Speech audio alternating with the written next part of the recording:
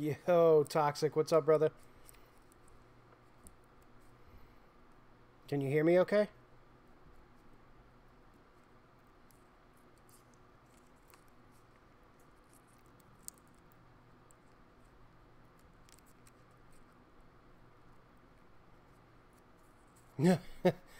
Steve, what's up, brother? Can you guys hear me all right?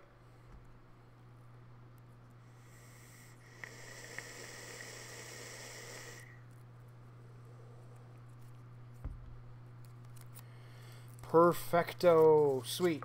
I'm actually streaming on the computer tonight, which is awesome. There's a huge delay, though, so I can't... I mean, it's probably a 5 or 10 second delay. Mr. Nothing But Stance. What's up, brother?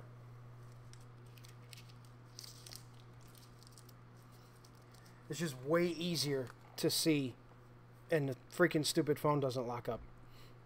But the audio should be pretty mint.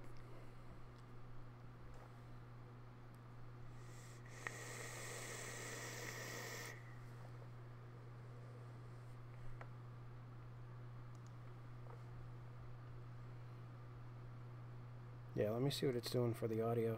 What mic is it using?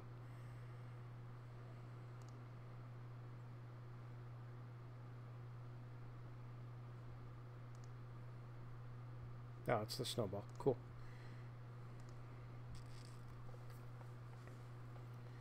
Dylan, my favorite man.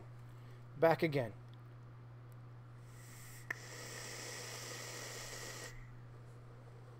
This week has been weird. Or actually, the week in general was weird. Busy and then slow and then real busy and then weird jobs and just weird. Totally weird. How about you guys? How was everybody's week?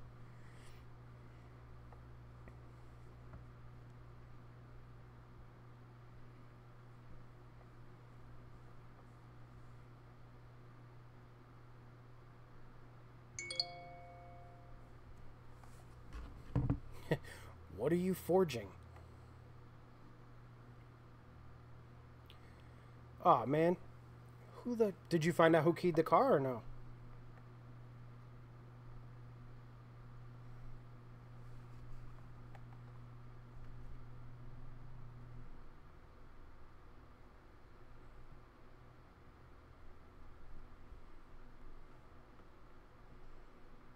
What's up, man? How's it going?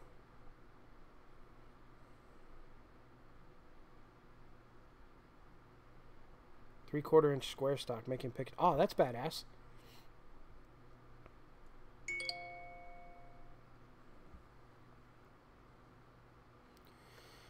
Figures, guys. I go live and everybody starts texting me.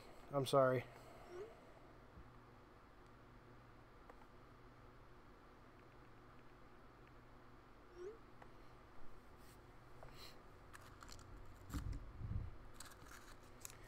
That's insane.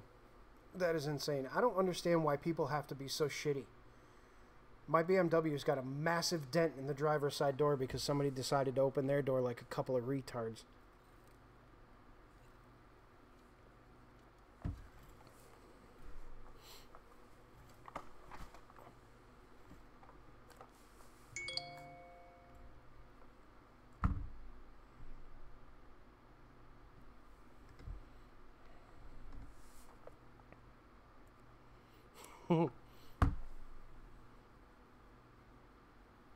Yeah, we should be doing some more collab content, I would imagine, in the next couple of months. Winter hasn't been too bad. We got a lot of snow this year so far, but hopefully we get more, because I'm Canadian, actually, and I quite enjoy the snow.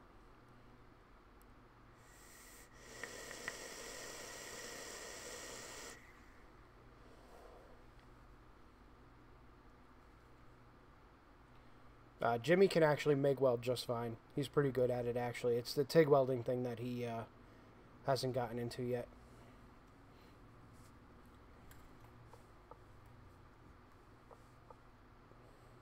Hey, Chris.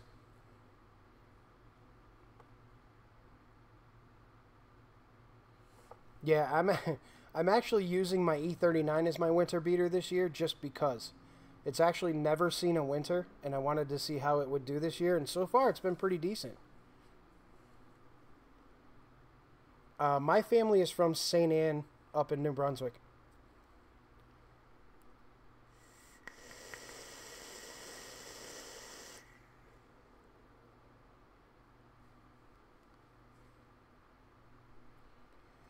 What would you recommend for starting out TIG welding? Chris, that's kind of a loaded question, man. There's a lot of stuff that you're kind of gonna need. I mean, like, do you have anything pinpoint? Like, are you looking for welder? Are you looking for, you know, what kind of equipment to use? Or, I mean, what is your... Narrow it down for me a little bit. Maybe I can get you started. Oh, Steve, I haven't gotten the Waterbury yet, man. I'm using freaking lemonade.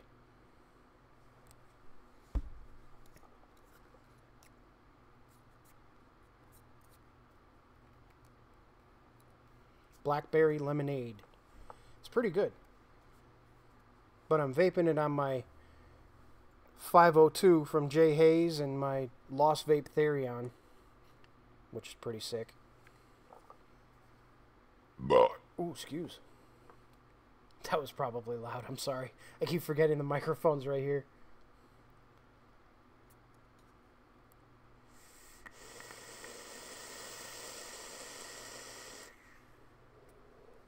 I've heard of bombsicle.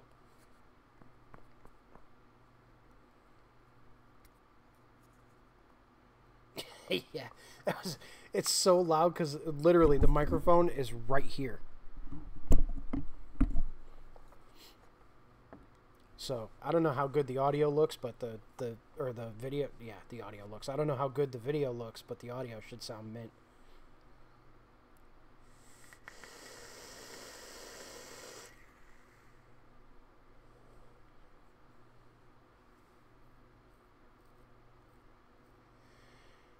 I tried TIG. I have a welder and going to pick gas up tomorrow. What kind of TIG welder do you have, Chris?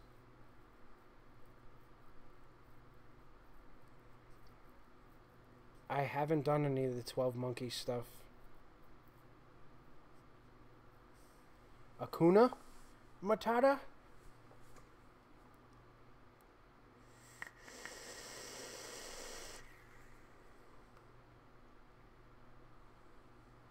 It's a 4.4 liter.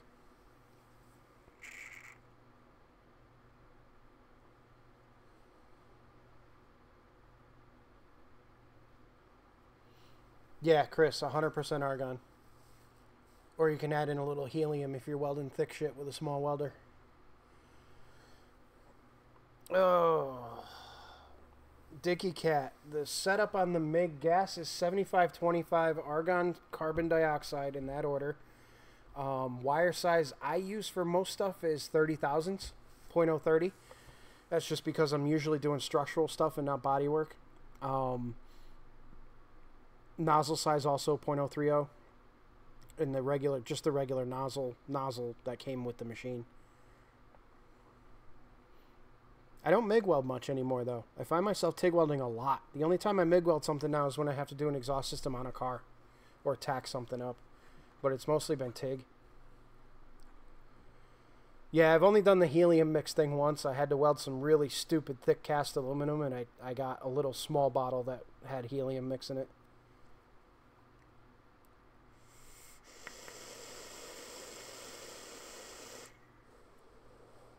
And listen, guys, I apologize if you see me digging in my eyes. I have massive allergies. And when the snow starts to melt, they come back. As soon as the snow hits the ground, they go away. So you're going to see me scratching the shit out of my eyes lately.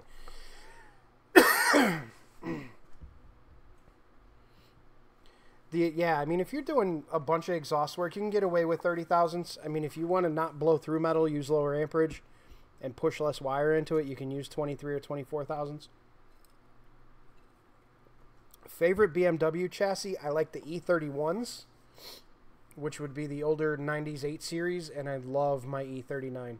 The E39 chassis to me is just amazing. Artec TIG 170 XT. Yeah, it shouldn't be too bad. What are you trying to weld, Chris? I can maybe give you an idea on how to set it up if I know what you're trying to weld.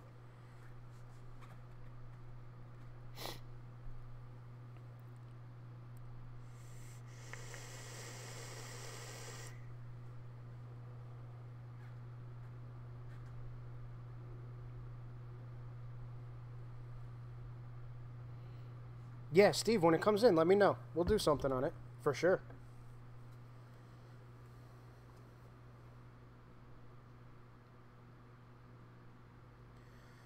Yeah, as a matter of fact, Dylan, I have.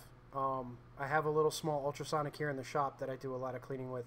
You got to be careful with gun parts, though, because if they're untreated or unhardened, the ultrasonic, or if they're like Cerakoted or something, the ultrasonic will eat away at the coating if you leave it in for too long.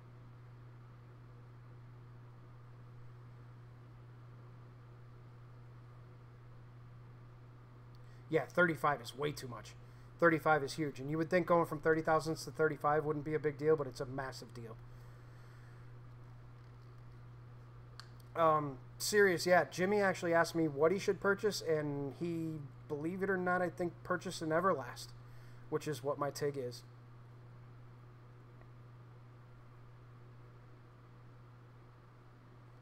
Okay, so you want to make a stainless manifold.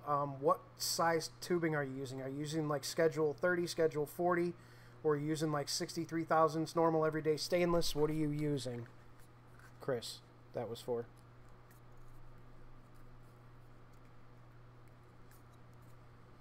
Yeah, I'd love to get stuff for review. I would do reviews all day long.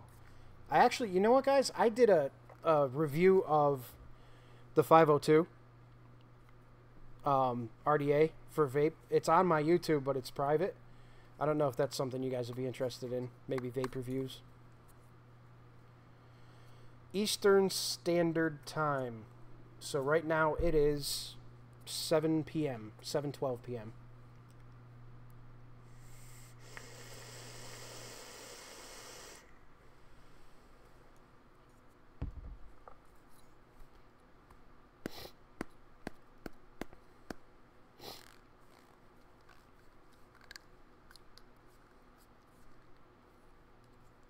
All right. Yeah, if you want to see it, I will make it public as soon as we're done with the live chat. I'll make that video public. YouTube is dragging their ass on monetizing shit lately, though, so we're still in the negative when it comes to all the YouTube shit.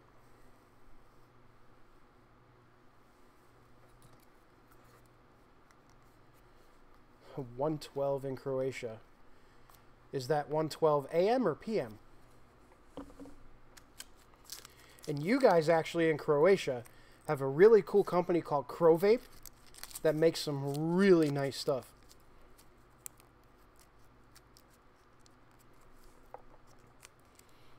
Yeah, Steve, I've been noticing that. It seems like no matter what I do, you guys are all interested in it, which is pretty badass.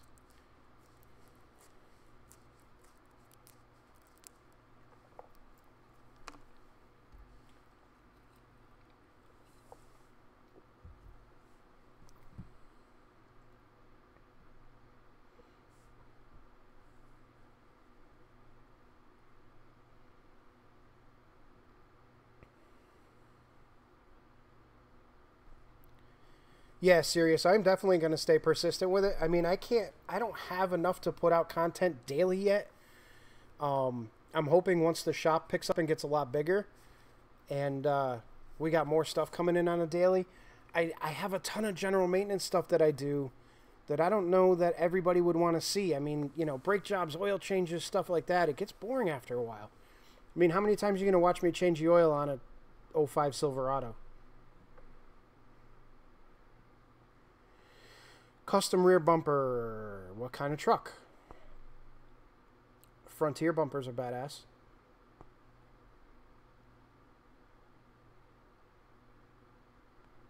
Oh, nice.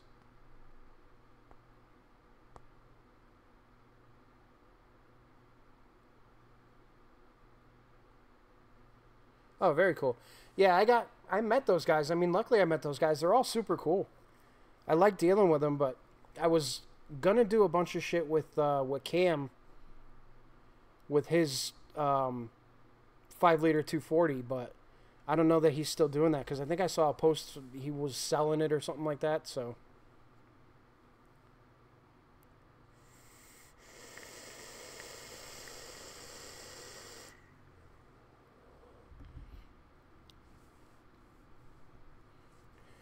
yeah, the ads aren't out yet. They're not, the channel's not monetized, so there's no ads on it yet, but Yeah, you know what? I think Cam just wanted to step away from the limelight a little bit because it can get kind of crazy when you're, you know, you have as many subs as Haggard does, and there's 500,000 people that want him to put out a video every single day. And if he misses a day, he gets torn apart. So I can kind of see why he'd want to step back a little bit.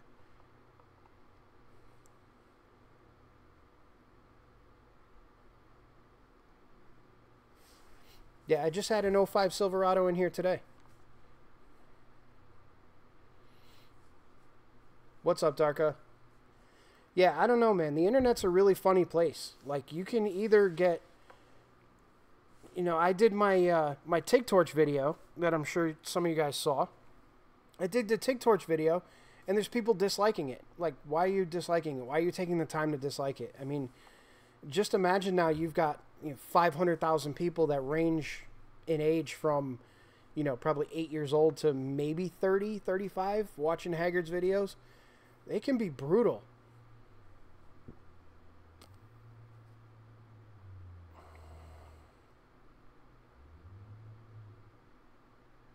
Oh, wow. Yeah, I know. It's weird. Like, the people that disliked the video, they watched it anyway, so I still benefited from it. So it's like, you know, I want to make a video that just says, hey, thanks for disliking the video because you helped. Yeah, I mean, any attention is good attention, right? Because it does mess with the algorithm because people are still watching it. Definitely a drift car.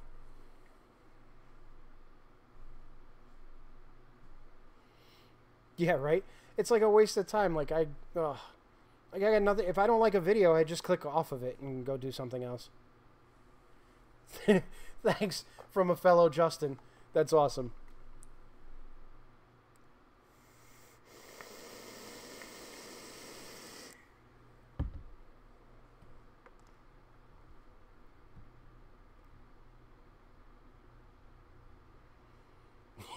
I dislike people when they talk about politics. I just go, you're disliked, and I walk away.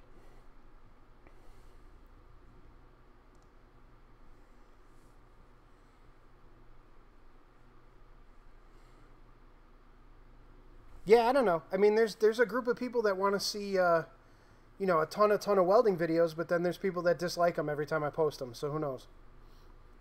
The Datsun is still up in the air. I can't get a hold of the guy that owns the car. He won't get back to me. No matter what I do, he just won't get back to me. He contacts me like once a month to let me know he's alive, and then he just disappears again.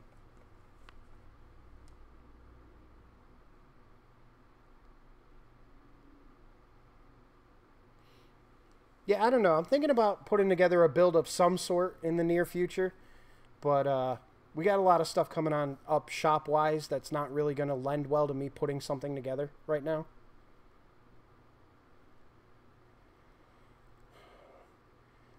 Yeah, Justin, I technically could do a mechanics lien on it, but at the same point in time, I can't get a hold of him to get the title for it, so it's not going to do anything for me.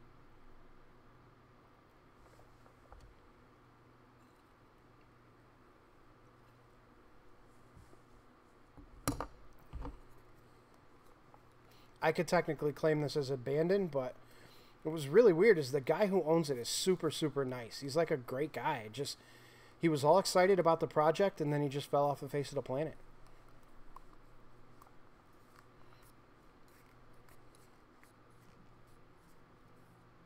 Dylan, what's noise? The welding stuff?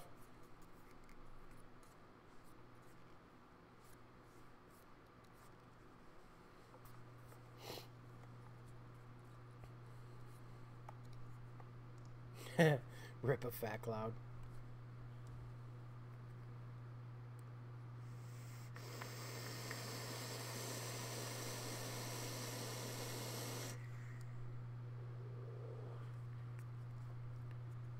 There you go. Oh, politics. Yeah, politics is fucking... Ugh. It actually makes me angry.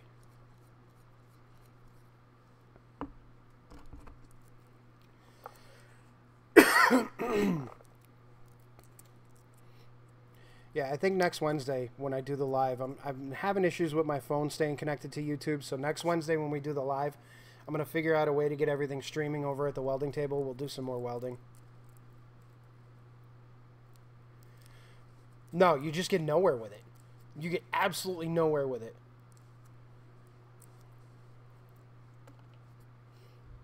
And I really don't even give a shit.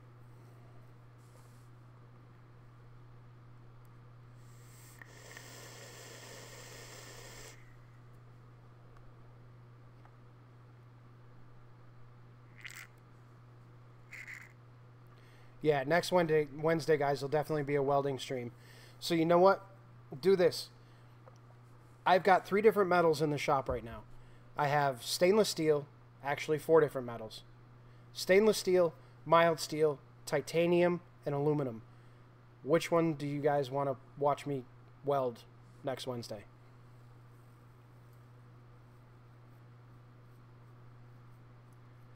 Yeah, serious. I do try to record as much as I possibly can, but that gets a little crazy after a while. You know? And then the editing is just nuts. Yeah, I had a feeling you guys were going to say, well, mild steel. Wow. Okay. So it's completely different. Stainless. Stainless. Okay. Tinfoil. Titanium. Titanium. All right. So maybe we'll do titanium and stainless.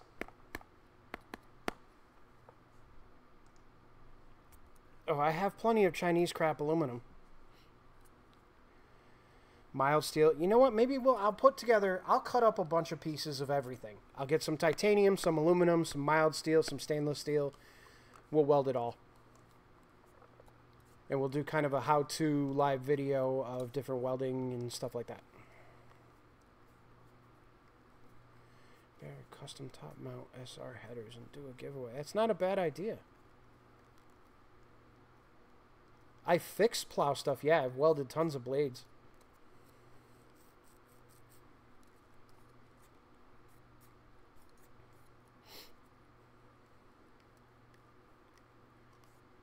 Wiring. That's another one that can go either way. Wiring, either people hate it or they love it. Tony, buying the pie cuts versus making them. All the ones that I buy are laser cut, so the fit up is phenomenal. When I make them in the shop, they're good, but they're not great. They're not 100%. They're not laser cut, pre-cleaned, everything else. And for the cost of actually making the pie cuts versus buying them, it takes me hours to make them versus buying them. The extra cost is nominal at that point. What's up with the Ducati? It's sitting pretty right now, waiting for warm weather. I got to get a microphone for my helmet, and as soon as it gets warm out, I'm going to take the bike out, and we're going to do some moto vlogs.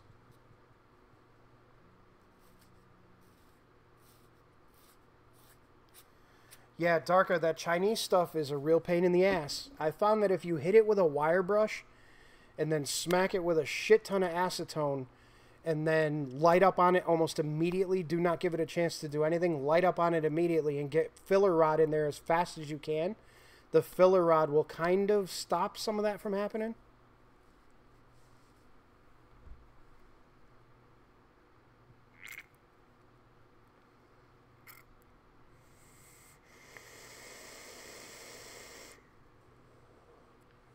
Oh, God. Chucky 2009. Hey, what's up, guys? It's Chucky 2009. We're gonna go do some stuff today with my welding trailer. Did I nail it?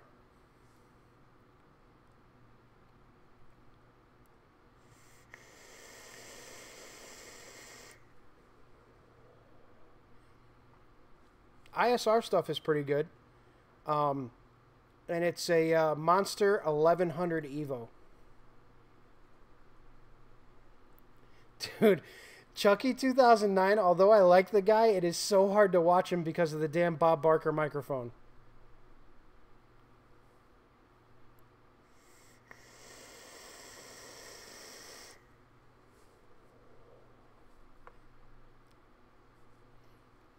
That microphone kills me.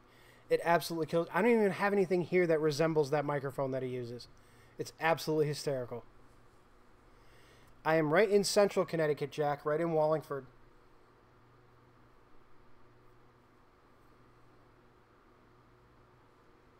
Yeah, Bob Barker.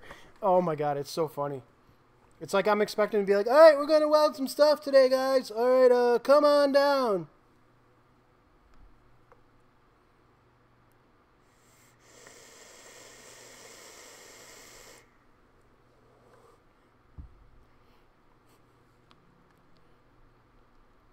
Oh god, he's so loud.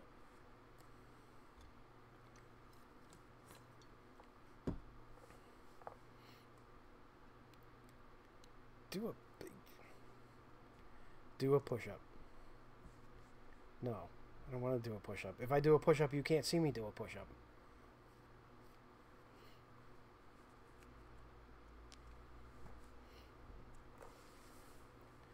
Yeah, he does have a lot of talent, though. He's a good welder, and he does a lot of cool shit. But, man, funny.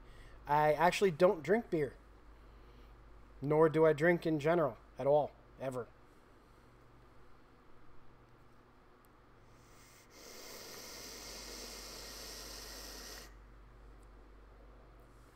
I don't play any games. I don't drink any beer. I don't smoke any weed. I'm a pretty boring dude.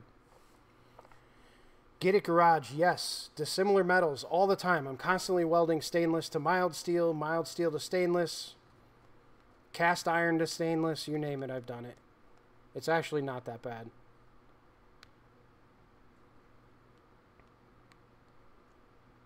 Yeah, pretty much it. It used to be Pepsi and cigarettes, and now it's Pepsi and vape. And pizza. Gotta have pizza.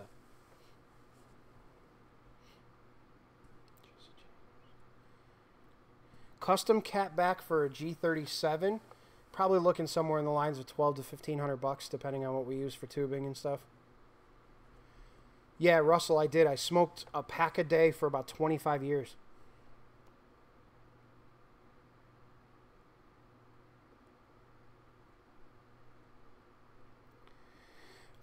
Inspiration to me on Instagram, Unobtainium Welding. Chris, he's phenomenal. Joe at Tempest, amazing. Rampage Fab, Gabe, amazing.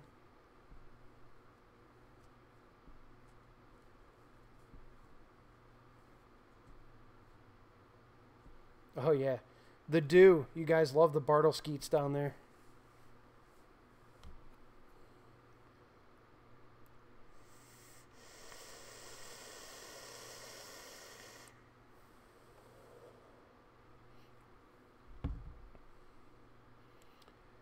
The 2-post lift that I have in the shop now is a bend pack.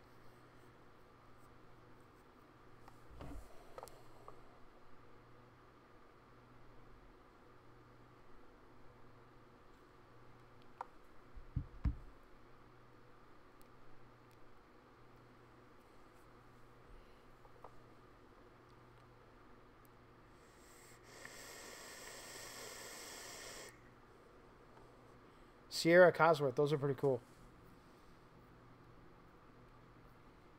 Yeah, yeah, Jimmy finally got the lift and the welder.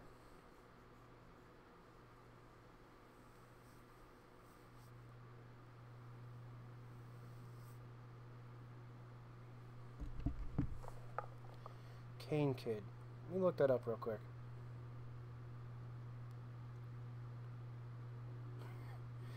Ever heard of Twin Bush? No, actually, I like them shaved.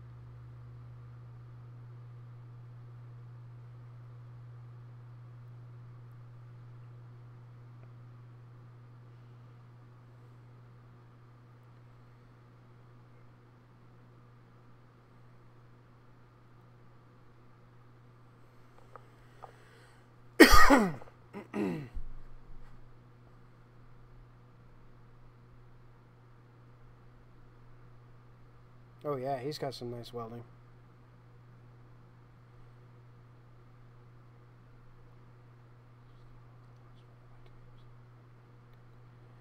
Jack, I wouldn't TIG weld that. I would either stick it or MIG it with flux core and gas. If it's that oil soaked, you're going to have a bastard of a time with a TIG welder.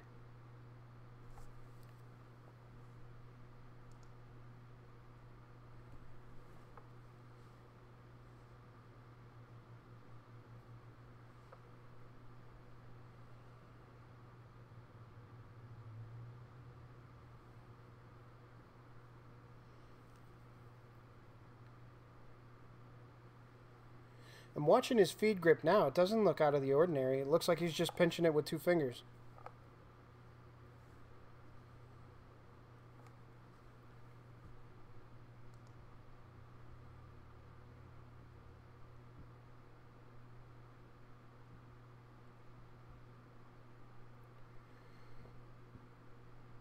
No, I don't use pre-mades. I make all my own stuff.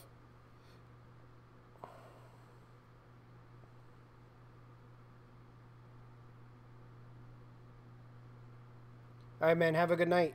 Thanks for stopping in.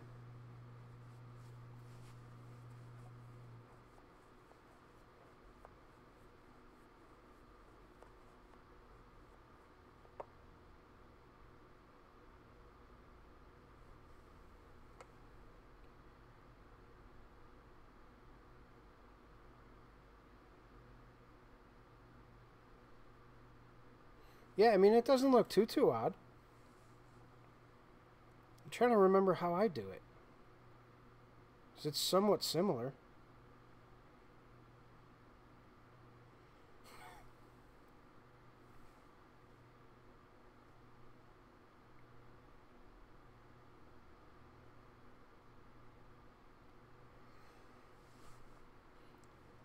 What's the best way for me to build a K20 flatbed for plowing and off-road mud trails? That's another way open question.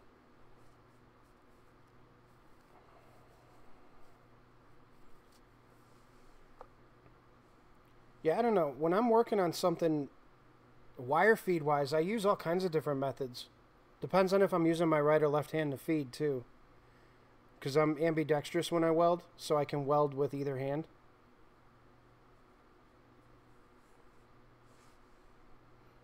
Yeah, I'm trying to think. Yeah, actually, the shop right now that you guys see in all the videos is 1,000 square feet. I have another one. I have a secondary bay, but we just don't have it set up yet.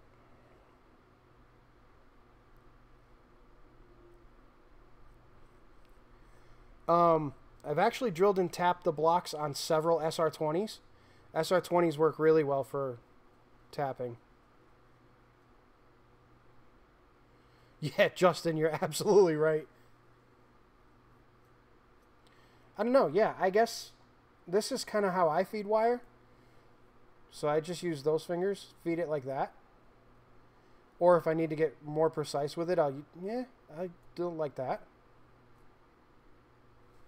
Kind of similar.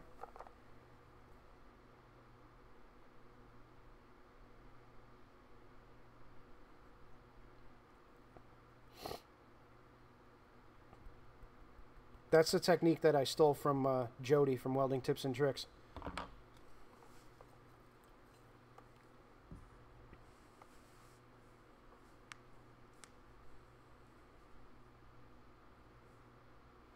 Oh yeah, where you're like trying to feed it like this.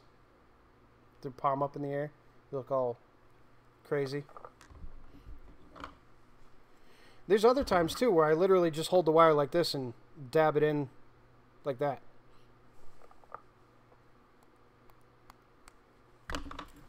Pepsi time.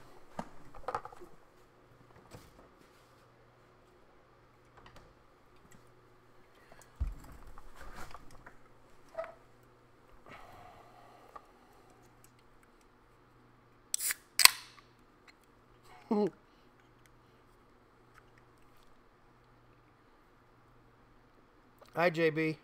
What's happening?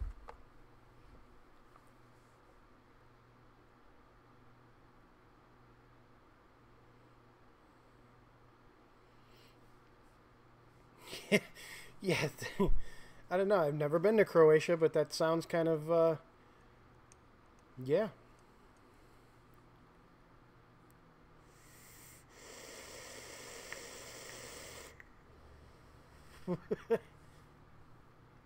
I wish Pepsi would sponsor me. That would be amazing.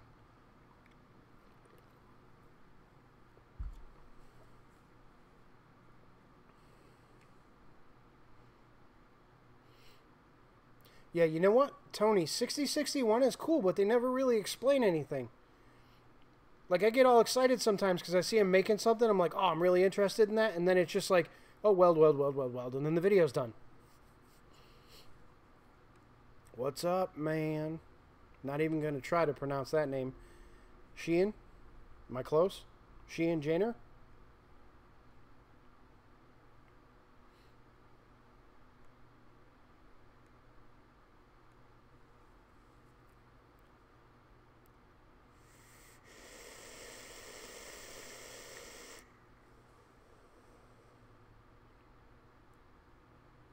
I'm a fully qualified mechanic, James. I have all my ASE certifications and everything. Cool.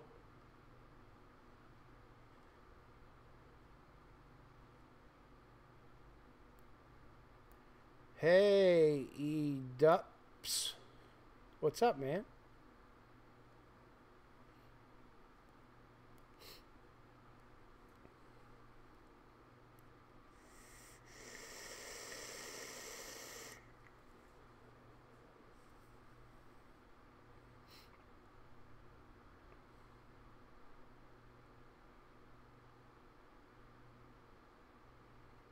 Yeah, I did my Master Tech certifications years ago.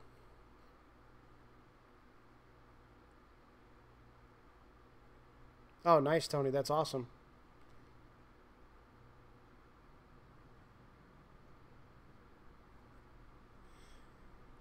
Oh, Russell.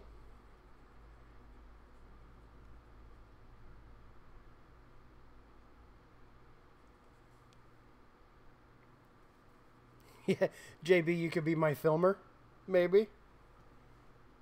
Seeing how all these other guys seem to have filmers.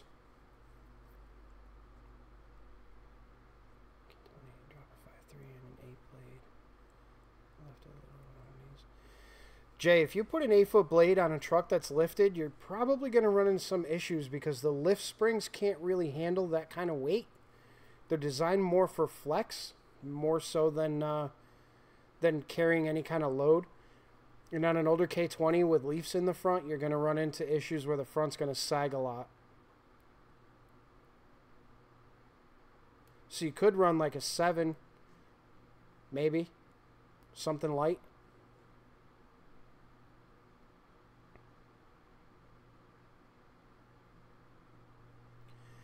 Diggy Cat, the ASC certifications really aren't worth it, period.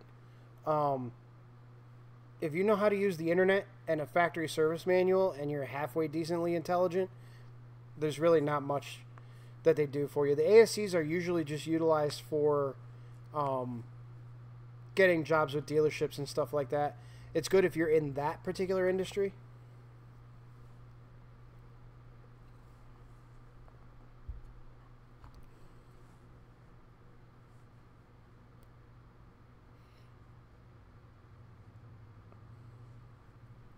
Yeah, exactly, Bruce. That your shops will pay for it, and it'll be good for you if you jump to another job or whatever. But being that I own my own shop, it doesn't do anything for me. I mean, I can say that I'm ASE certified, but honest to God, 9 out of 10 customers don't even know what that means. Hey, Tyler, what's up, man?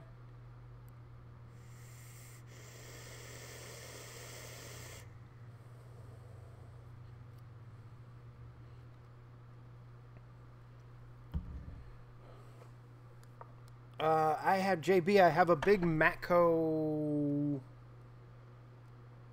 Maximus.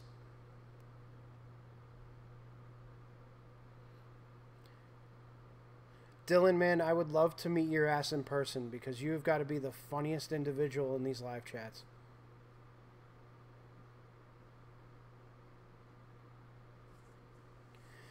Yeah, I know there's plenty of ASC certified master techs out there that can't turn a screwdriver properly. How long have I been welding? Tyler, I've been MIG welding for probably 20 years, TIG welding for only about 3 years. I like the old school square body stuff, but I'm also a big fan of Dodge Cummins stuff, so square body Chevys were pretty badass though.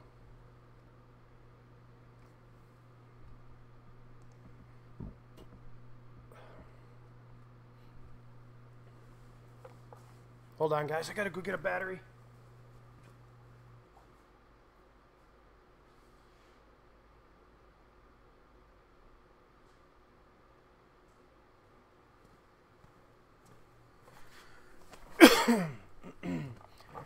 Yeah, the Gen 1 Cummins, I love those.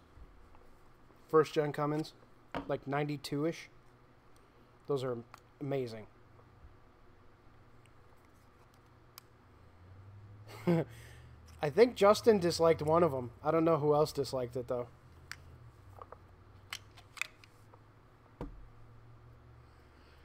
The pup is home.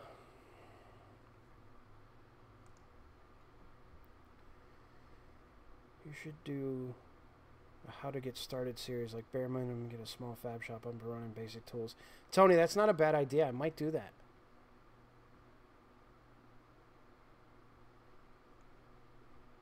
Justin disliked it twice. All right, Russell. See you later, man. Yeah, Dylan, that's what I was saying. Like, there's tons of people that dislike shit. They take the time to dislike shit. Justin just did it to be funny, but there's tons of people that just run around disliking videos. I mean, like, there's guys that I know that I've heard say, oh, this one's got no dislikes on it, so I'll be the guy that dislikes it. And it does help. But still, you have to be a dick.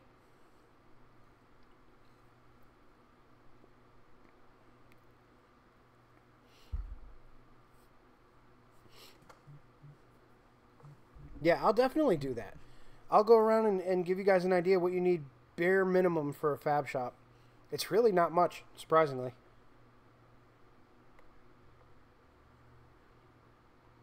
Yeah, Jimmy needs to get a truck. I keep trying to push him to go buy one, but he won't buy one.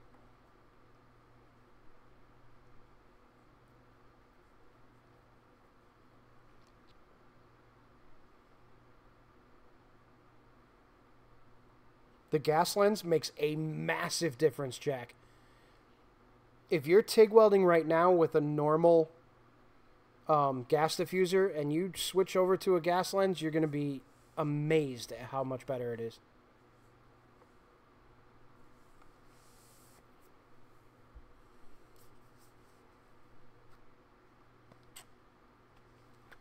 Yeah, Jack, go to weldmonger.com if you're in the U.S. He's got a whole stubby gas lens kit for whatever torch size you have. It's like 70 or 80 bucks. It's perfect.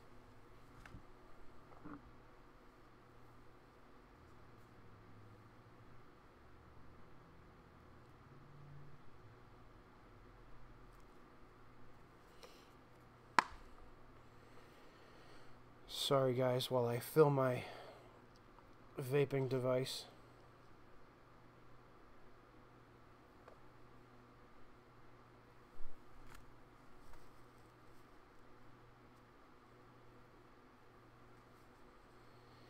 Yeah, Dickie Cat. I mean, there's a few things that you kind of need to have. I can't do smoke tricks. Not at all.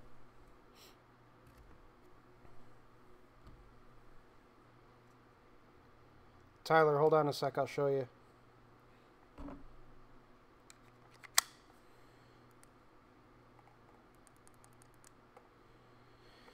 All right, Tyler. So this one is a Lost Vape Therion BF. DNA 75C with a J. Hayes and Raven's Moon 502 on the top.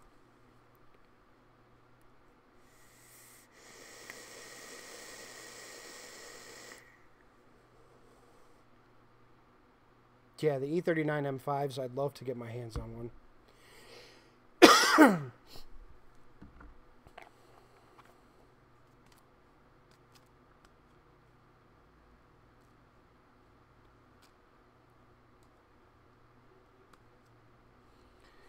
Yeah, you know what? I've seen some of the cool back purge stuff and everything else, but I can make all that.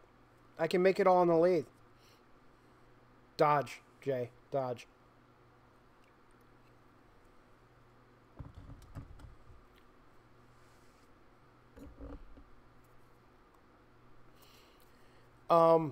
I don't necessarily say that any one of them's the best. I'm not the guy that's going to start hating on shit. I used to do that, but they all have their issues. Ford has their issues, Dodge has theirs, and Chevy has theirs. It's just all on what you prefer. Oh, man, you have no idea how bad I would love to have a Ute and build the shit out of it here.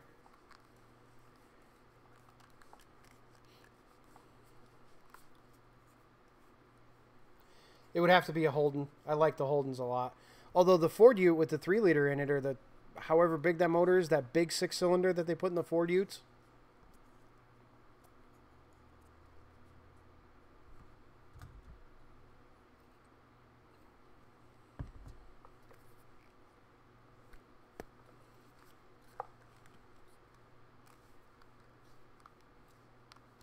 Yeah, yeah. Have you seen the prices on those bar engines?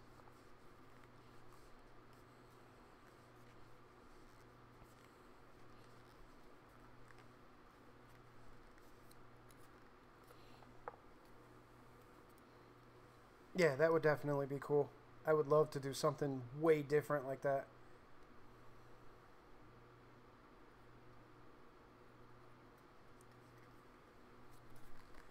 Yeah, the Revenger's not too bad. I had one of those.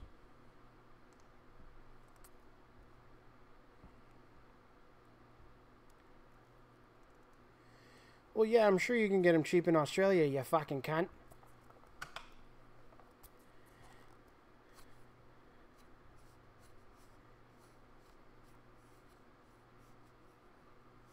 Yeah, I don't know that Jimmy would go for the older stuff, though.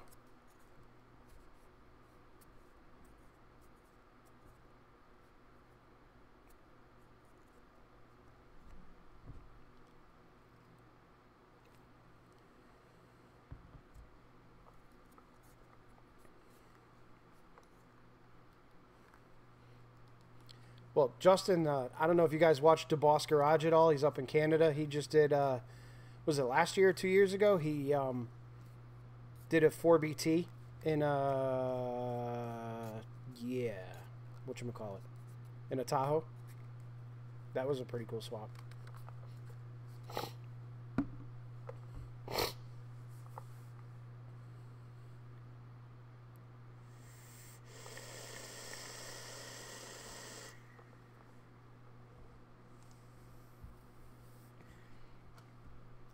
I want to go to Australia so bad just so I could hear you guys talk. G'day, dickheads.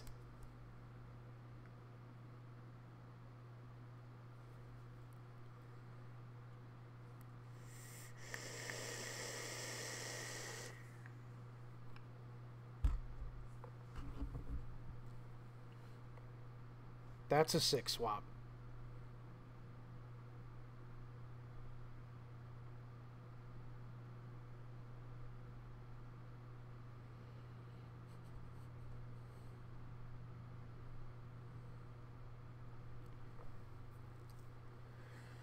All right, Joe Dirt. Come back next Wednesday, man. We'll be doing some welding.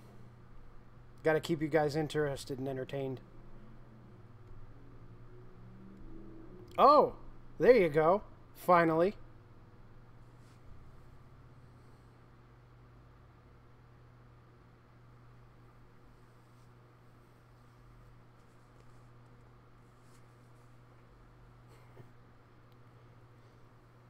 That's why Mom named you Joe Dirt. Yeah, she's a little technologically challenged, so for her to get into YouTube is a feat. We're going to have a party next week if you guys want to join.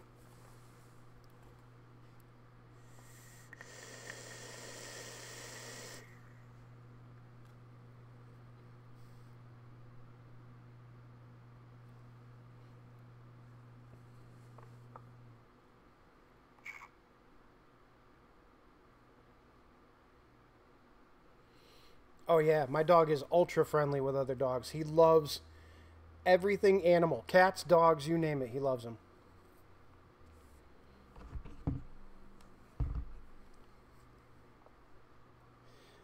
You can't be stalking Sherry, Bruce.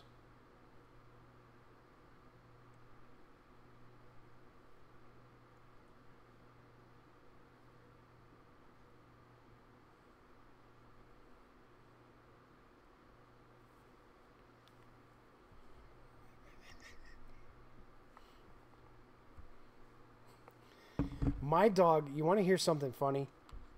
So my dog is 3 years old now. And when he was from puppy till about 2 years old, he would rape the shit out of every Puerto Rican he came in contact with. but only Puerto Ricans. Absolutely hysterical. I laughed my ass off. Anytime I knew one of my friends was coming down that was Puerto Rican, I just sat back and laughed and watched. It was the funniest shit.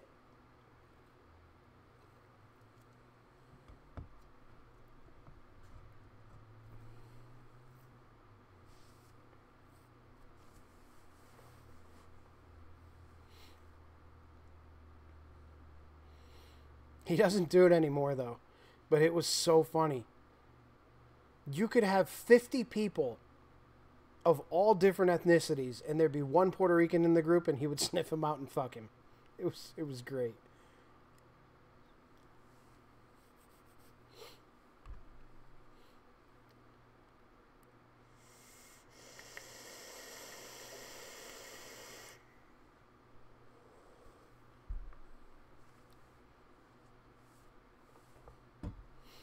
But now he freaking scares the shit out of the pizza guy. Every time he comes to the door, it is the funniest thing. The guy goes running across the fucking parking lot every time the dog comes at him.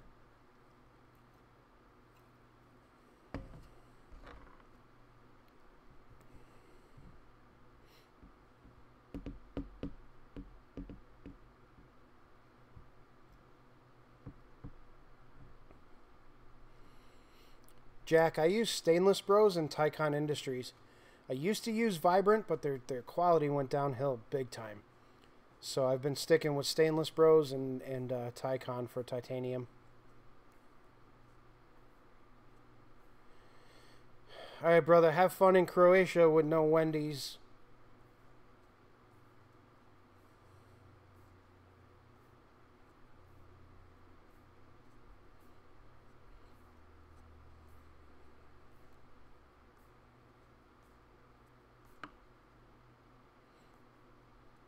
Yeah, Jack, the Stainless Bros quality is freaking amazing. I'll show you guys that next week in the stream. We'll do a difference. I have some Vibrant stuff laying around, and I still have some Stainless Bros stuff laying around.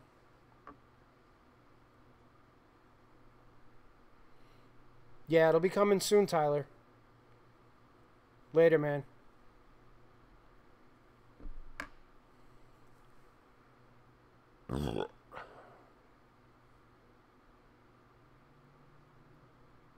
Yeah, my dog is just a big... If you could picture a big, dumb, 7-foot tall, 400-pound guy who just wants to say hi and touch everybody, that's my dog.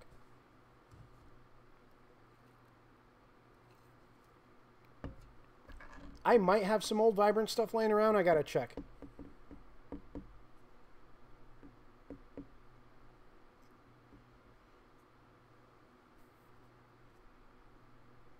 Yeah, maybe I need to get further away from the microphone because this thing picks up everything. So, like, just a little while ago, I almost farted, and then I thought, wait a minute, this microphone picks up everything. I didn't want to offend.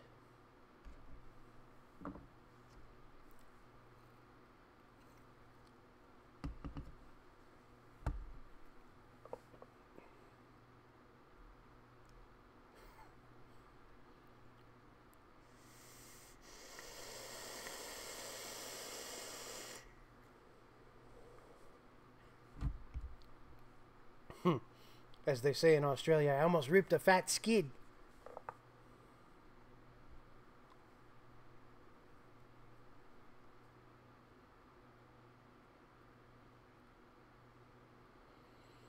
Ooh, 99 to 04 Mustang with an LS in it is a good drag setup. 4th gen F body is also a good setup, and parts are widely available, and you won't get yelled at for putting an LS in a Ford. Yeah, true. Yeah. Odoriferous emanations. What movie is that from? Olfactory, odoriferous, olfactogil, emancipations.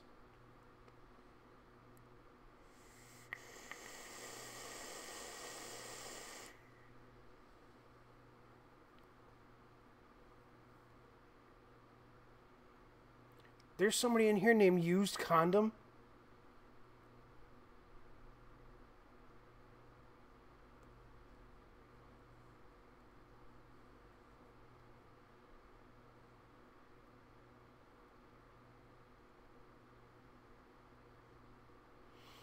Yeah, you know what? Those small dogs are always freaking angry. They're just always angry. They hate everybody.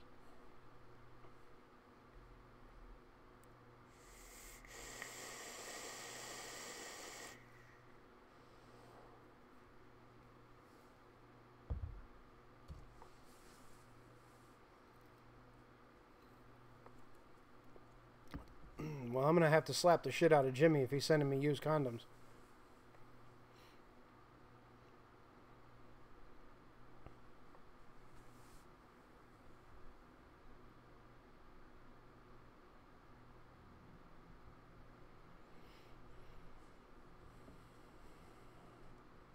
No, but I've been hearing a lot about the HTP lately. Seems to be a good entry level welder from what I'm hearing.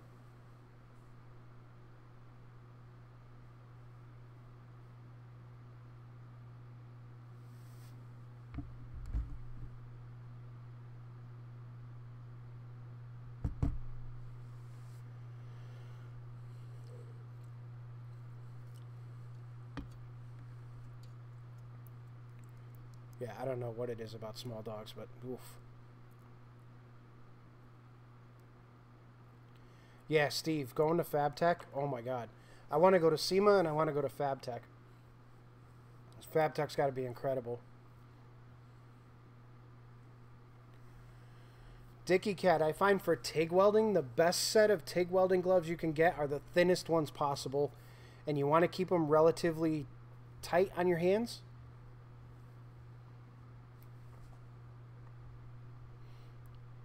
It's much easier to feel the filler rod when you have thinner gloves.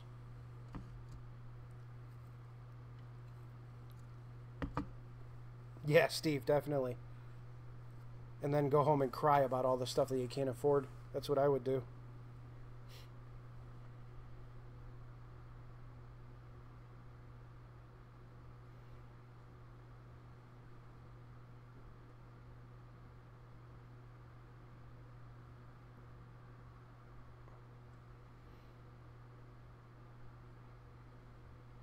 I don't know what my gloves are. You guys probably know better than I do because you see the backs of them every time I do a welding video. There's something I picked up at Hokan, which is my local welding store here.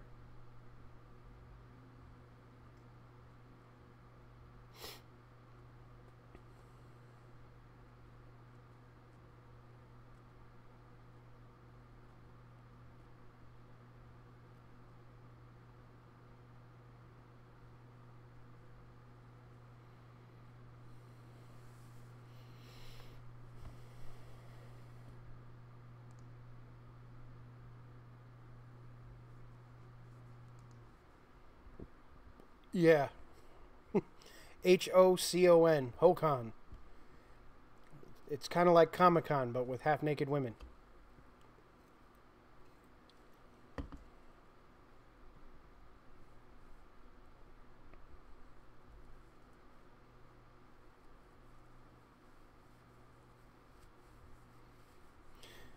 Sherry, earlier, what Dylan is not telling you is that he went to go get some munchies and he totally forgot the stream was even happening.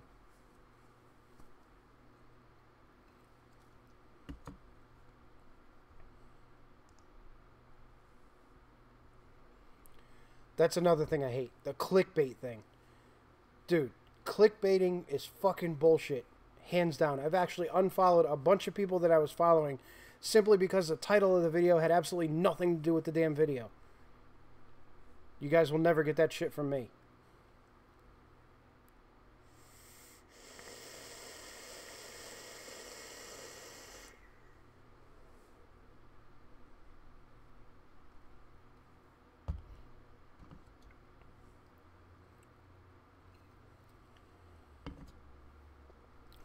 You had me at cheddar.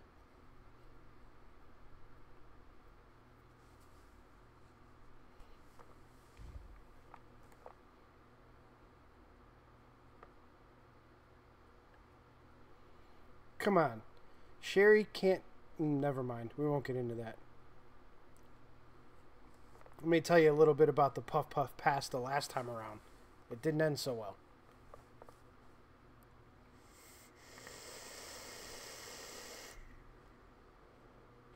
Flo, I'd probably go right into the LS swap.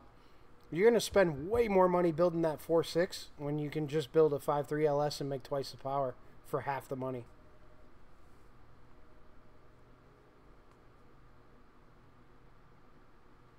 What did you buy, JB?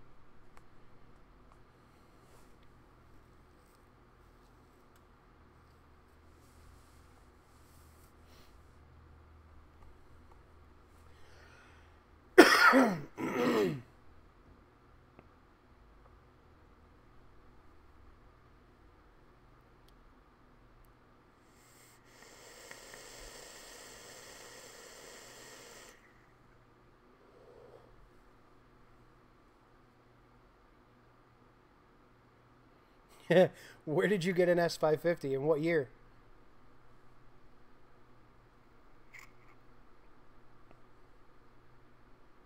Oh, nice. That's awesome.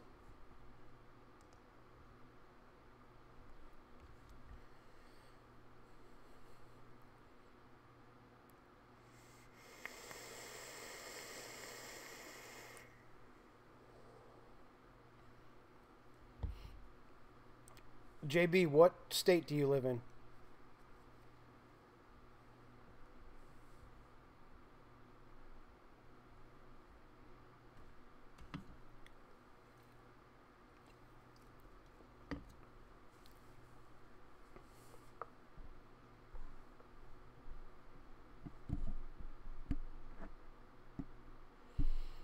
Okay, if I'm ever in Ohio, I'm not going to associate myself with crowds of people just in case that Mustang gets a little squirrely.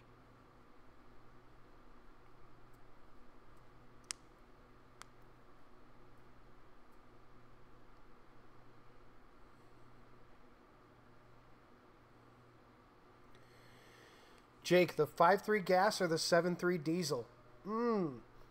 They're both as reliable. However, maintenance cost on the 5.3 is going to be about half of what maintenance cost is on the 7.3.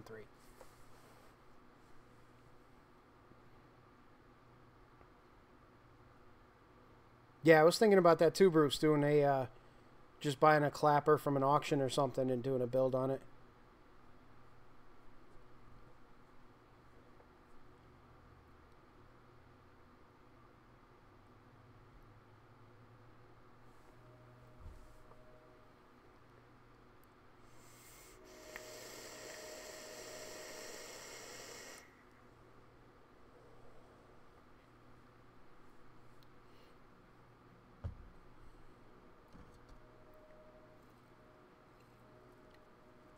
Thanks, Big Mike.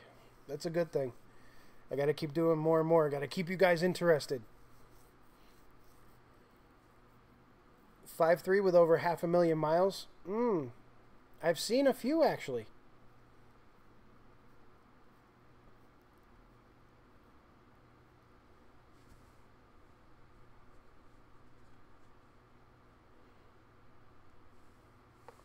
Yeah, the 7.3 Power Stroke is pretty good. The 7.3 IDI was, ish.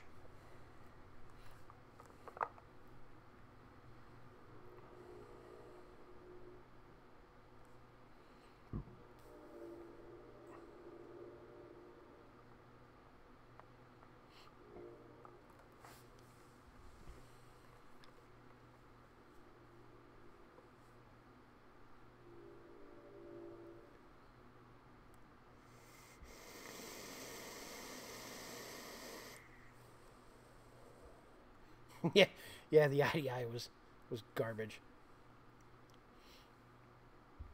Actually, JB, the next project that I'm looking at doing, hopefully once all the shop shit gets straightened out by summer, I'd like to pick up a NA 300ZX and build the motor, turbo it, and just have fun with it. And then I've also got some BMW stuff that I want to grab. I want to get an E31, which is the older 840s or 850s. I want to grab one of those at some point. I got to refresh my car, my E39. It's about time. So that'll be another one of the projects coming up soon.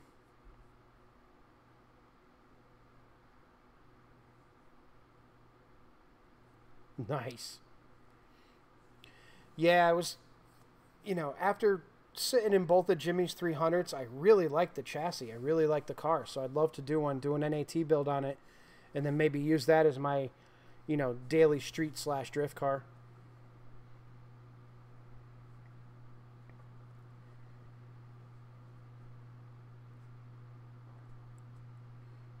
Ooh, Jesse. Little Freudian slip on that one.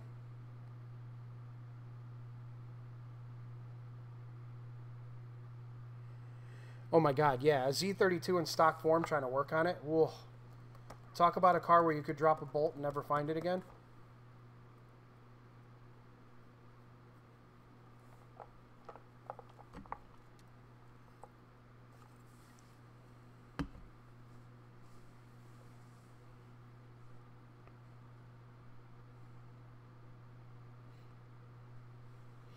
Yeah, I got a lot of stuff coming up. It's just the pockets and the budget in the middle of winter don't really make for good project content.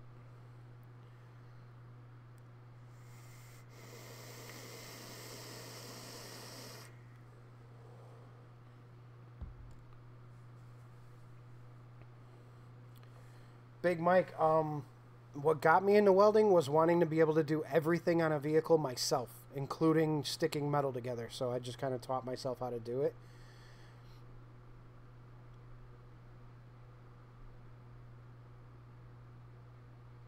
And what kind of welding rig? A TIG welding rig or a MIG welding rig?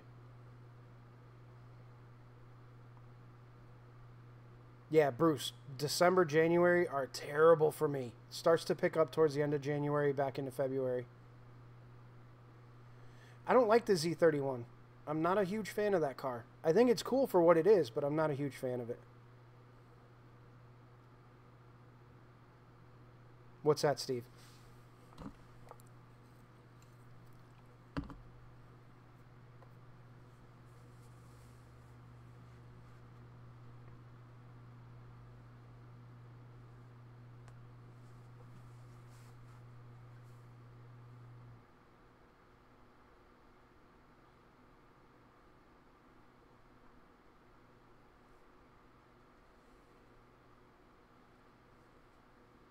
Yeah, I'd do a day in the life, but nobody would watch it. It was literally me waking up, feeding my dog, coming to the shop, doing some oil changes, fixing some shit, and then going home and going to sleep. Yeah, that thing was badass. 10,000 horsepower blender. Everlast Welders, Big Mike. Everlast Welders. They make a really great product at a really great price. Their stuff is all Chinese manufactured, utilizing American-made parts, and they have Americans staffed in their Chinese factories. So, pretty cool setup, actually.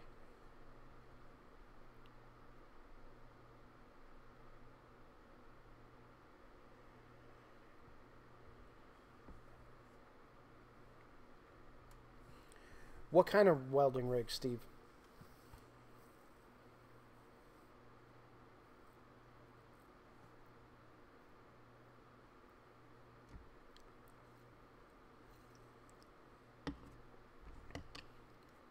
Justin and Sherry content's usually us spending 3 or 4 hours a day arguing over what it is we're going to eat.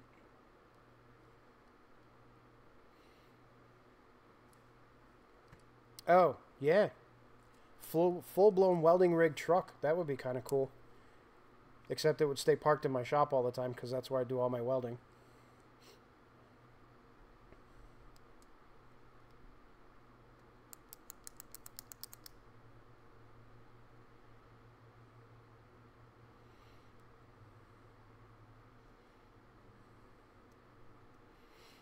And I can't do a day in the life with Sherry because she won't get behind the camera. And as a matter of fact, if you guys want to see something hysterical, she sits at this computer to do invoices and such. And let me see if I could find this. I don't know where the hell it went. You guys are going to laugh your asses off. If I can find it.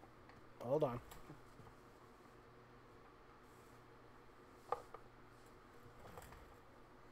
So I pulled it off of here. It's got to be here somewhere.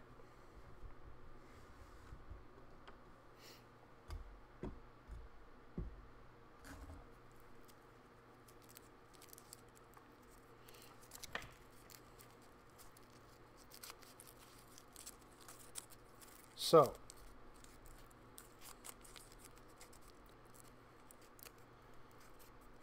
I literally, this is no bullshit. I sat down at my desk yesterday, the day before, and saw this. Covering the camera. So that no one could see her, even though the camera was off. That is how much she does not like cameras.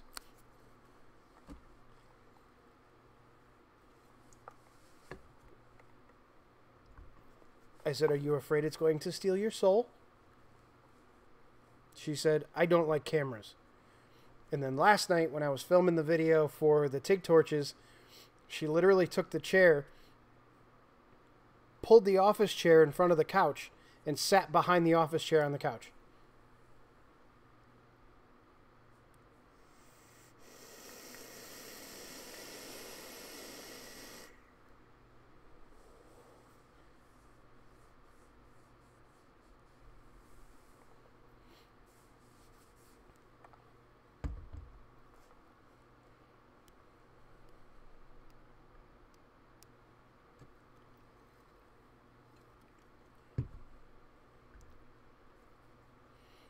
Listen, a day in the life of her and I, it could definitely be successful. It'd be the reality show. Call it the Sherry Show. All you'd see is the back of her head all day long because she'd be ducking from the camera.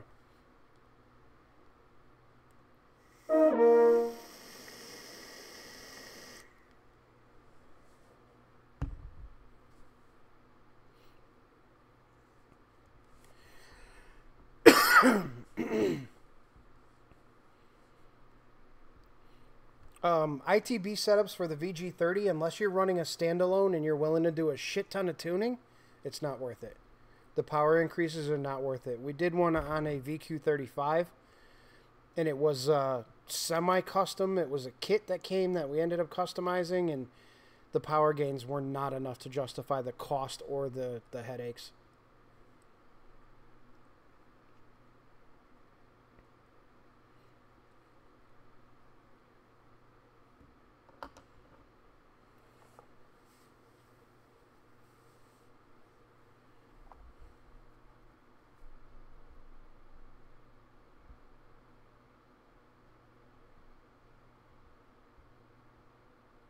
Yeah, they do sound pretty amazing. It's just a nightmare to tune on some of those older cars.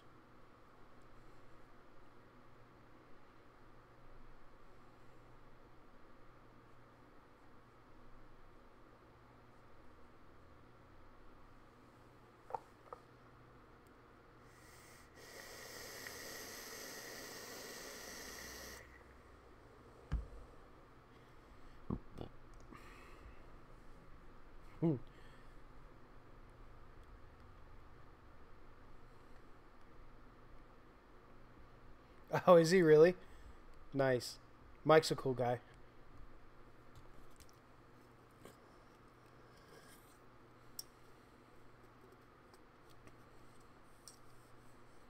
Damn, Bruce. You like Instagram Stalker of the Year?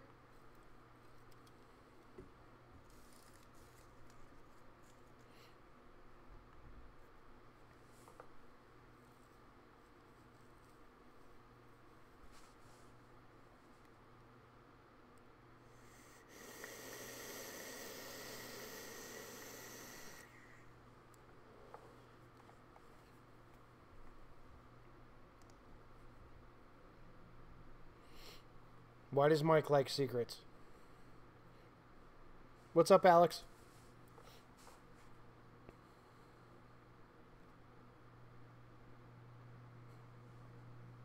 Gotcha.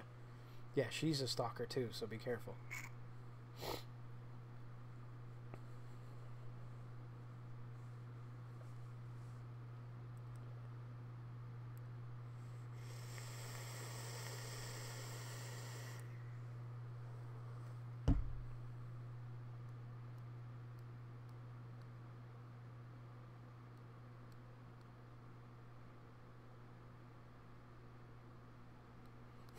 Nice.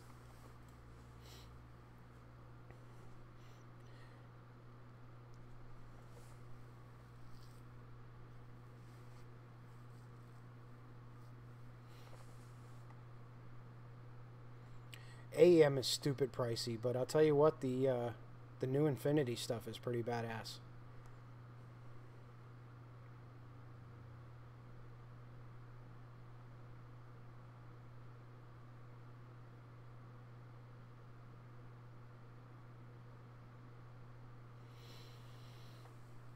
I've dealt with everything.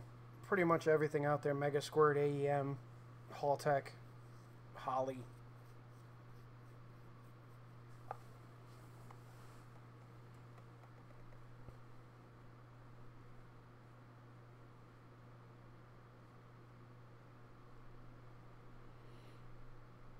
Do you need a reminder of what the AEMs cost? But then again, the Haltechs are more than the AEMs.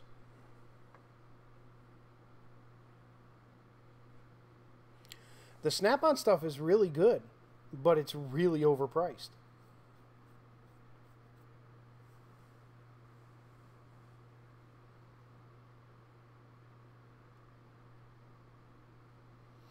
Yeah, Datsun 510s are cool. A friend of mine, when we were in high school, had a 510 wagon. We beat the shit out of that thing.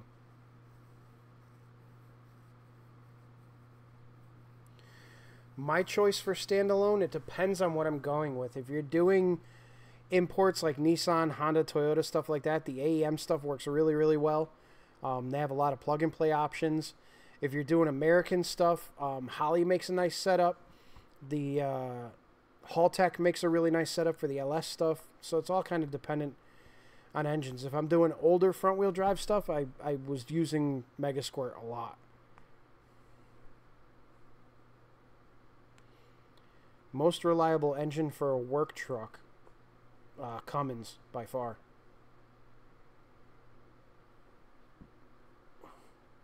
Yeah, you know what?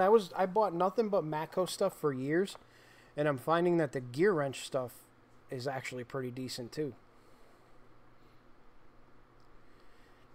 And I have all DeWalt battery stuff that seems to be pretty good, but their quality's starting to go down too, so I might switch over at some point.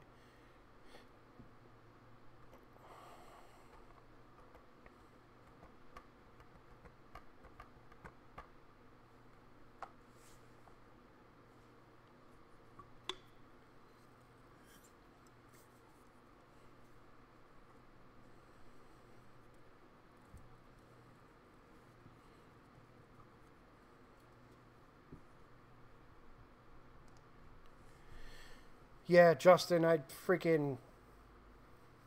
the DeWalt stuff. I used to buy direct from DeWalt. I had a friend who did kind of on-the-side sales directly from DeWalt, and that stuff was amazing. But all the Home Depot shit is garbage, and that's all I can get now.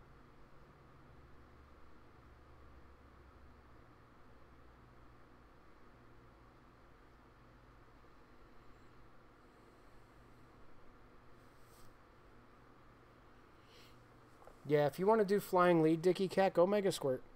Works for anything. My Matco guy was absolutely amazing here, and then he quit Matco and moved over to private sales. So now he sells like Gear Wrench and Lyle and all those other manufacturers, which is pretty cool because there's a huge variety now.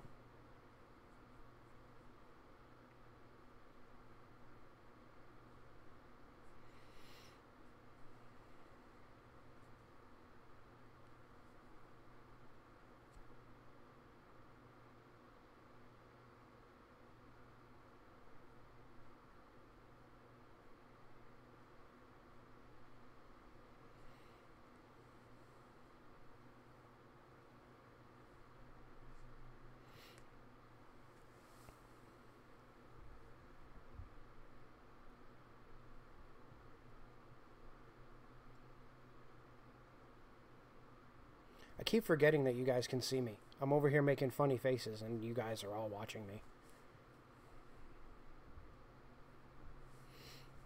Now, I have the DeWalt stuff, and my older DeWalt stuff is amazing. My new DeWalt shit is garbage.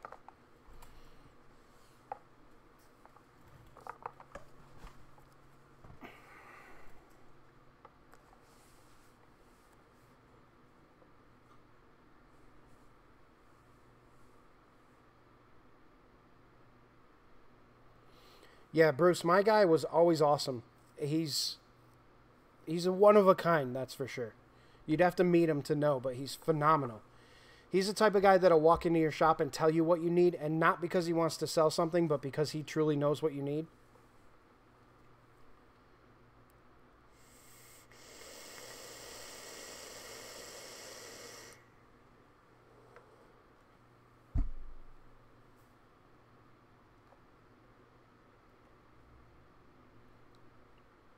Yeah, Dickie Cat, I have a lot of Craftsman stuff too. And I phased it all out. I mean, my whole first mechanics tool set 25 years ago was all Craftsman stuff. And I still have a lot of it to this day. But I stopped using them probably, I don't know, 5 or 6 years ago when every socket that I bought broke.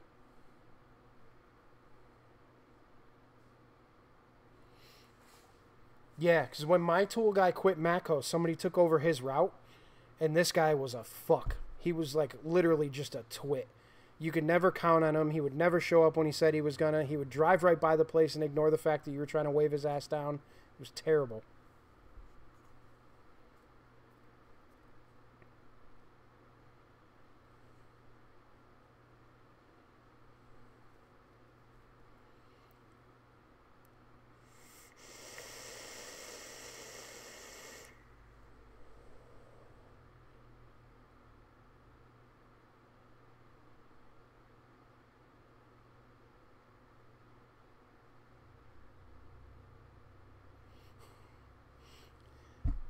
Has anybody watched any of One Pug Life's videos lately? Is it way, way different than it used to be a year or two ago, or is it me?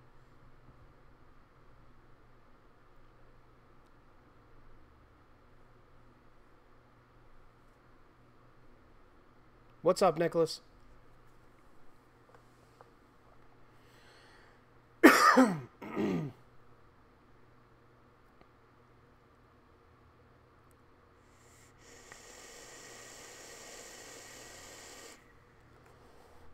All right, buddy.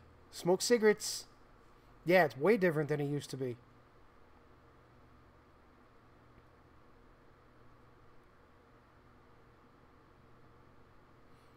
I wonder what happened.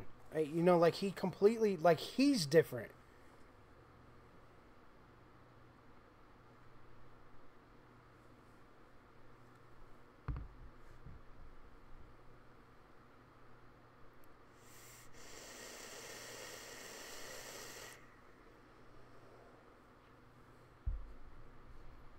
I used to watch his channel religiously. Even back when the freaking Dirty Dave shit was going down, I was watching his channel.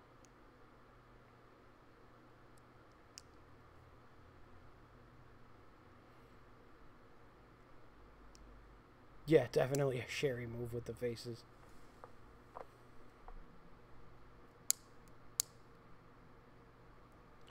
Harbor Freight has stepped their game up, Steve. I've seen a lot of tools from Harbor Freight that have been actually really fucking good.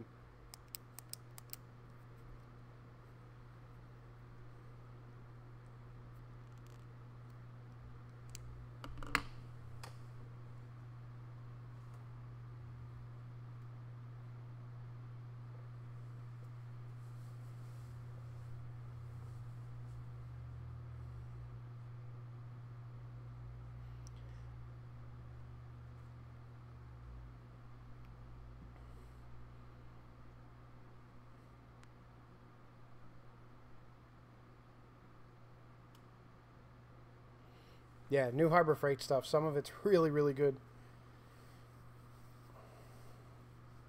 The Vulcan line's been pretty decent. I mean, their line of welders and shit like that has been okay. If you're just using it as a hobbyist, it's probably more than enough.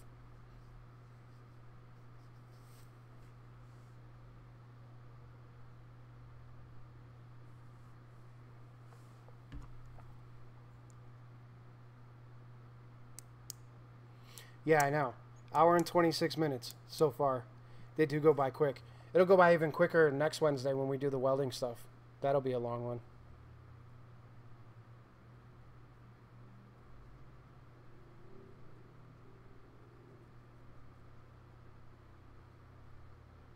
I'm trying to think of what I have that's Harbor Freight that's still lasting. Oh, I know. Hold on a second. I'm going to show you guys the biggest Harbor Freight purchase I've ever made. After I pee.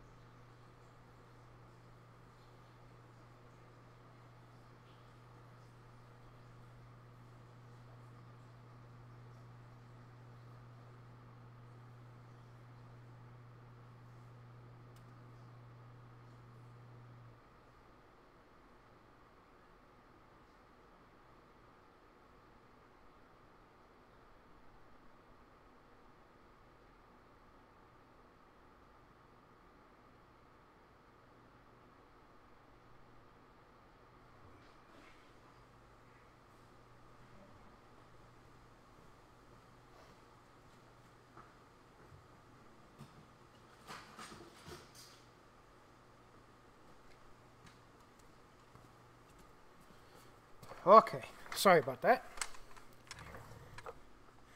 So you guys ready to see probably the biggest purchase? It is a super sensitive mic. It's the blue snowball. The thing's amazing. You ready to see the biggest Harbor Freight purchase? Look at this thing. Yeah.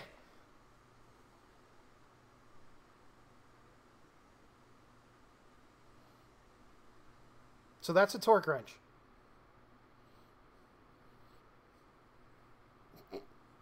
A 3/4 inch drive, 300 foot-pound torque wrench.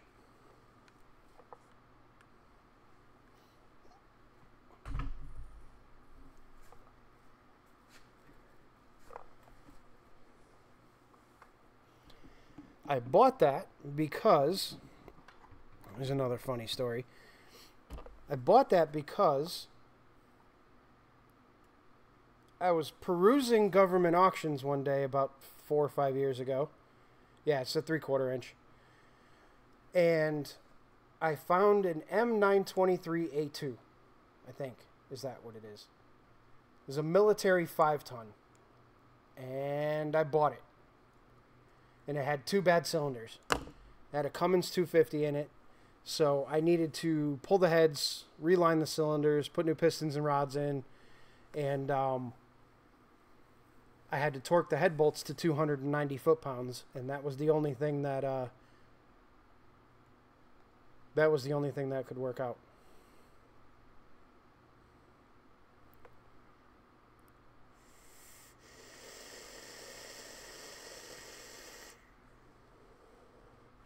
Yeah, I only used that thing once too. I've never had another use for it. It's way too big for anything normal. I don't know, that might be kind of tough.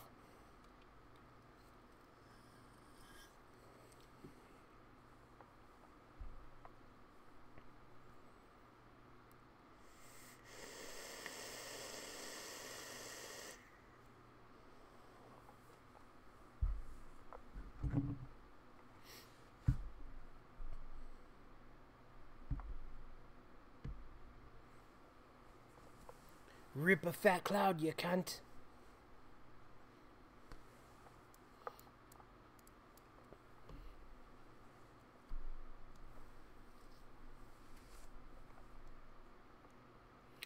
Alright, so here's what I was thinking. Sherry and I were talking about this the other day.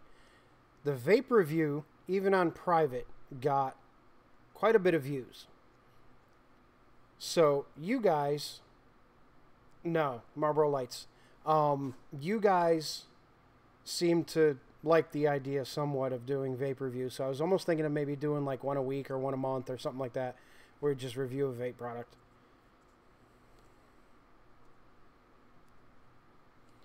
Yeah, Jake, I used to buy Harbor Freight stuff for single use.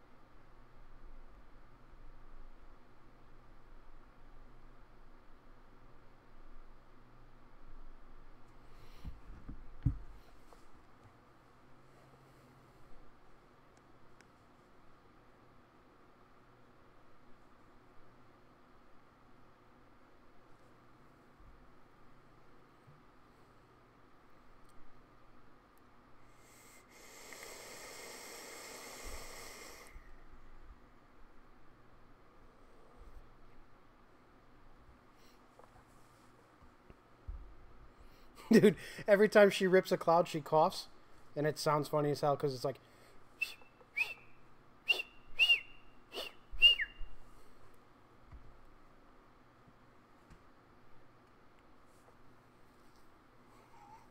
There was no awkward silence. There's such a weird,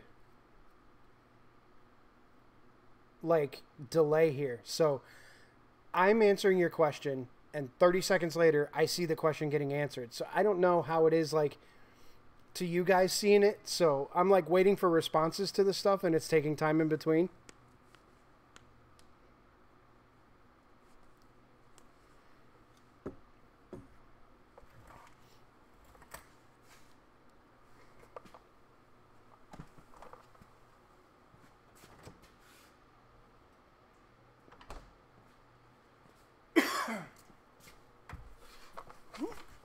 See, now I just got up. I'm sitting back down now, but I'm still watching myself getting up.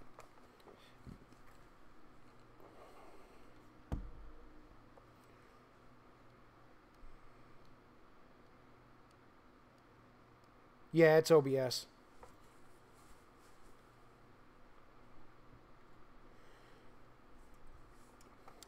I mean, I'm getting used to it now. I couldn't do it last week, but the phone kept locking up, so...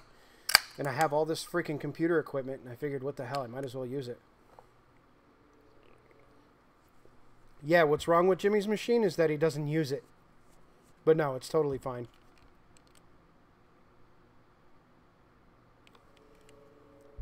There's a laser in your eye.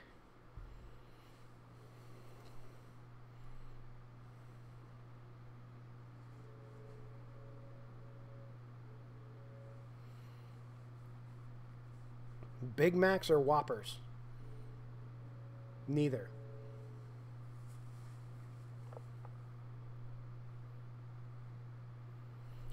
Alright, Dickie Cat. How about right now?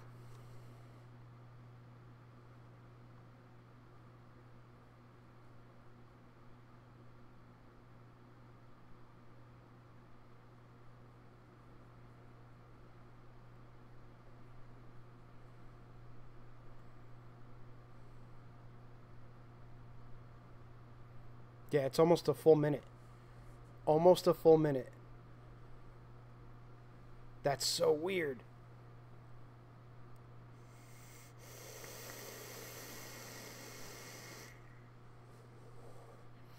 Glenn, he didn't have a MIG welder. He's got the TIG, but he didn't have a MIG welder. Some people just prefer using a MIG over a TIG for, you know, small stuff. I use the TIG for everything, when I can.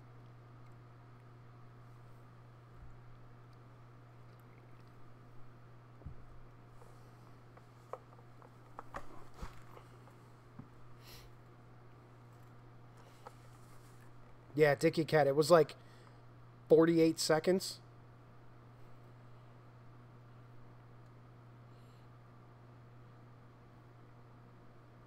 Yeah, I've even found myself now dragging the torch over to cars and actually tigging right on the car, but I'm super careful with that because of the high frequency start. The high frequency start can really mess with ECUs and shit, so I try to use the MIG on cars.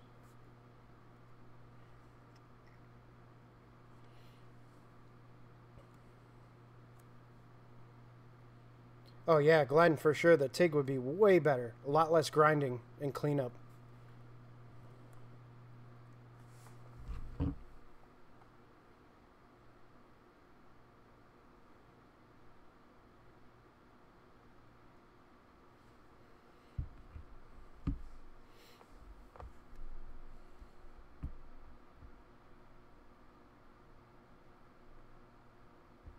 Yeah, I've seen some of his stuff. He's pretty incredible with a MIG. There's a lot of guys out there that have been doing this shit for years, and I look at their welds and I'm like, wow, mine look like shit. Jesus Christ.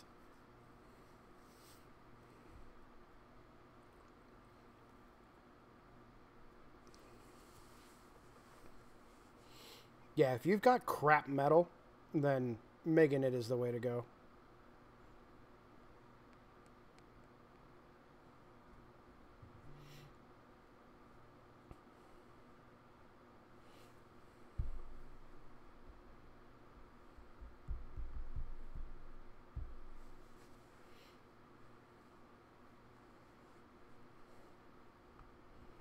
Wayman, where you been, buddy?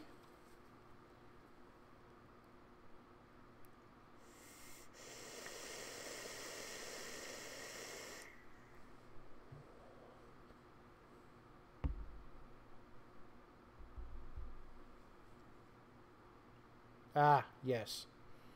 That does get in the way sometimes.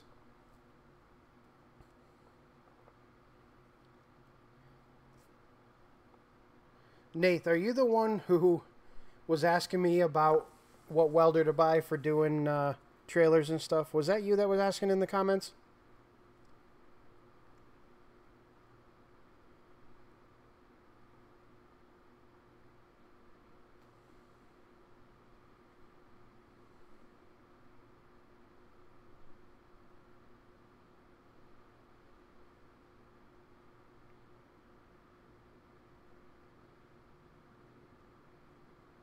Oh, okay, cool. Yeah, there was a guy that was asking me in the comments about doing trailers and stuff like that.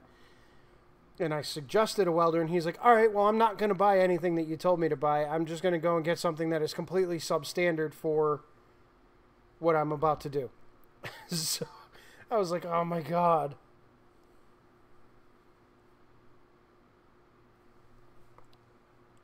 Trying to weld trailer frames together with a 100 amp welder.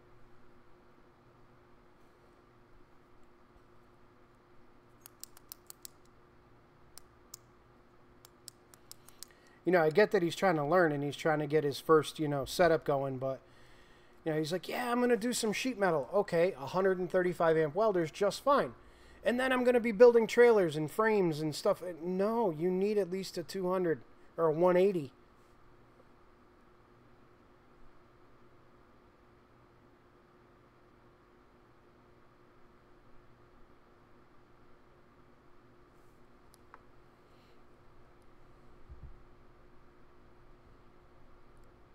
That's all right. You could just hand me the cash tomorrow.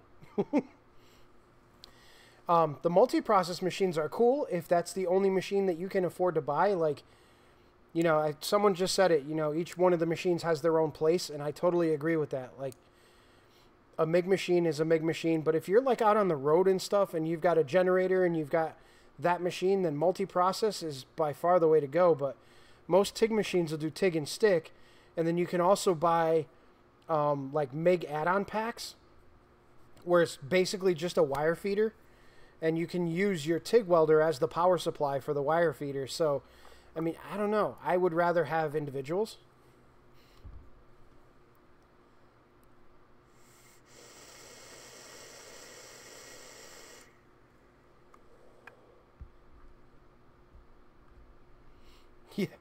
Yeah, I don't know.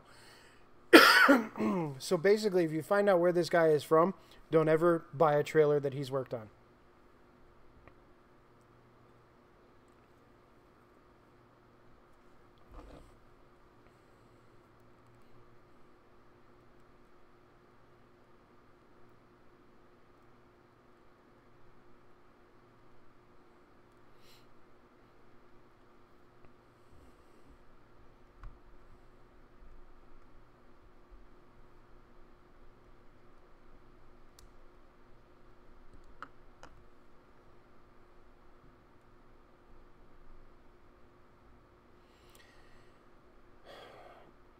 You know what? Here's the deal with multi-process machines. Here's the way that I think and feel about them.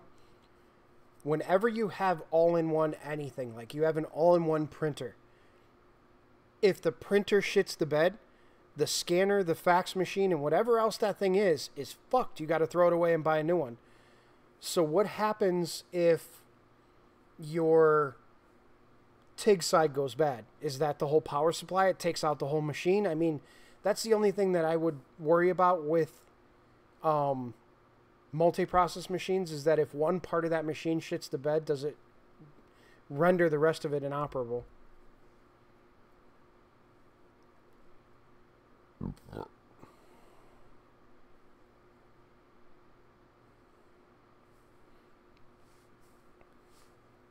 Yeah, it's interesting, but I don't know that I trust it.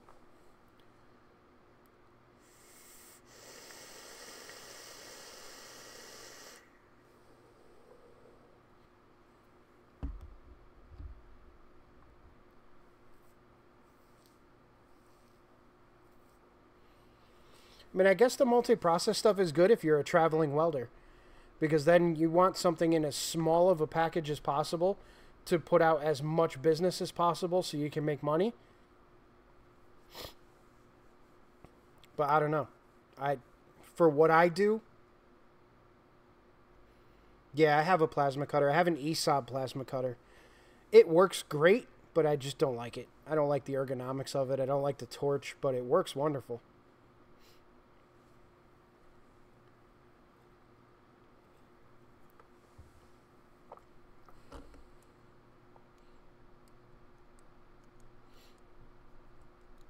And it's yellow. I hate yellow.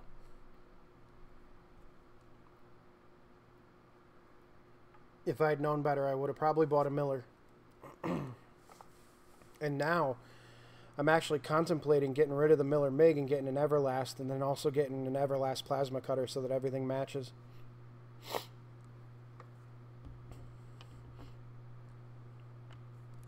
I don't know. I'm torn, though, because I really love the Miller stuff, but I really don't like the price. You're paying a good 20% freaking penalty for having the Miller name and it being blue.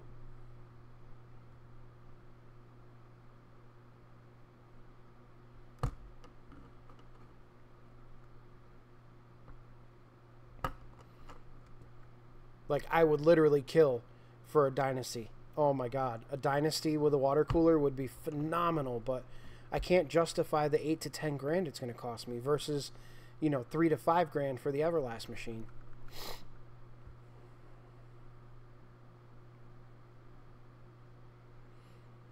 I mean, I literally bought my Everlast, just to give you guys an idea, my 255 EXT with the water cooler. It came with 3 different TIG torches. I got a number 26 air-cooled. I got a number 9 air-cooled. I got a number 20 water-cooled. I got the foot pedal,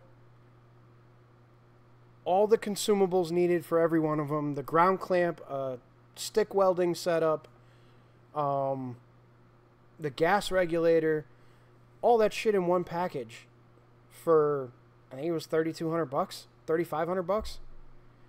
The same package from Miller is literally over $8 grand for a Dynasty of the same caliber. So super hard to compete with those prices. And the machines are phenomenal. And I had an issue with mine. Would you know how to add a plug to a welder so I can plug in my water cooler? Yeah, I could probably do that.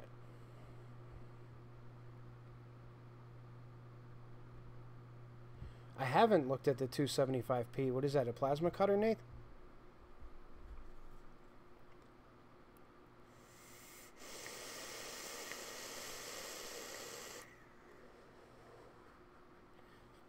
Nice, Bruce. Thanks, man.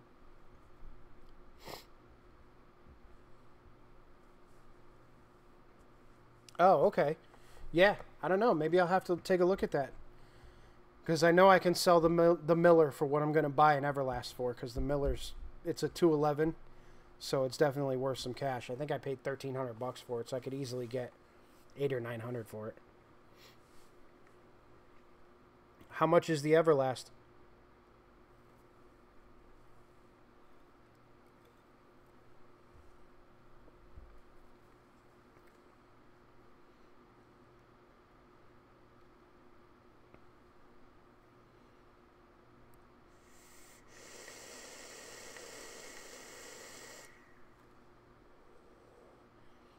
That's awesome, Bruce. Really, thank you, man. I really appreciate that.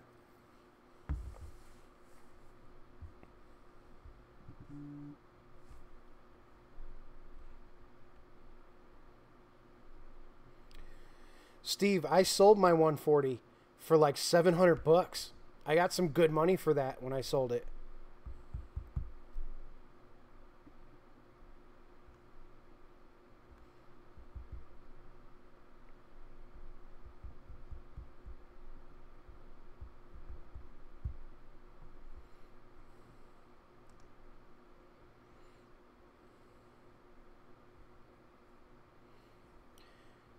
Justin, it's actually not monetized yet. Believe it or not, it's not monetized yet. But for some reason, these donations in the super chat, they go through. So I'm sure at some point I'll get them.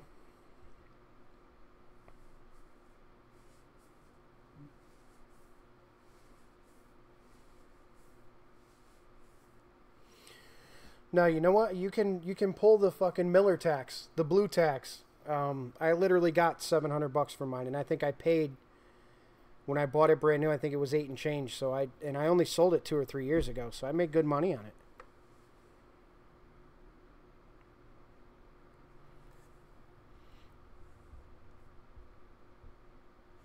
Yeah, I haven't gotten the email yet from YouTube about being monetized, so I don't think it is, but let me check. That would be nice. That would be nice. Let us check. Come on, YouTube. Channel. No monetization as of yet. We are trying to review this application in late January, which it is late January now. So who knows? I'm at well over 1,000 subs and well over 4,000 hours of watch content, so we'll see what happens.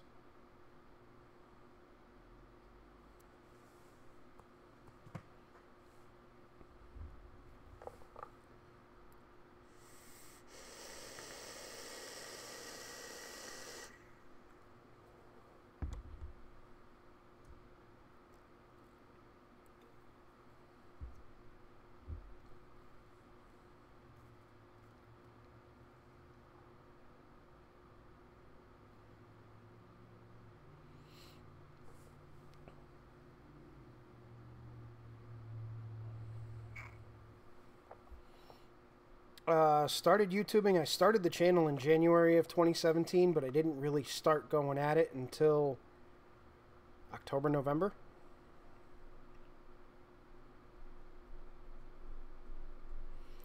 Specific brand of TIG rods. No, Glenn, actually I've been buying most of my shit off of eBay and having really good luck with it.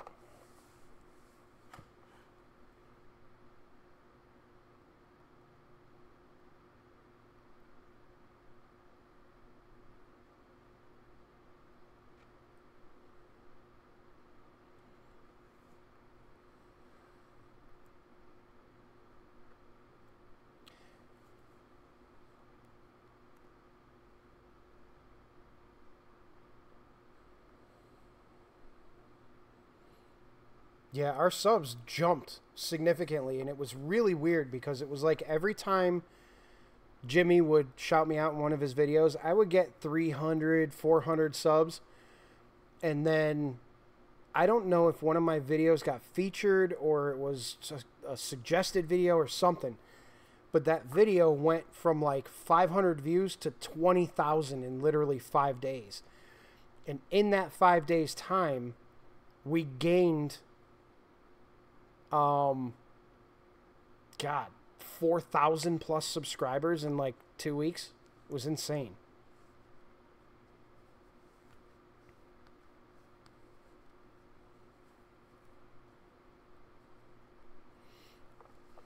The YouTube changeover is actually nice, Bruce, because it gives people like myself and people who are actually working to make videos a little bit better of a chance at the ad revenue, because a lot of what was happening was you only needed 10,000 views to be monetized. So if you had one video on your channel and that thing got 10,000 views, you were getting monetized.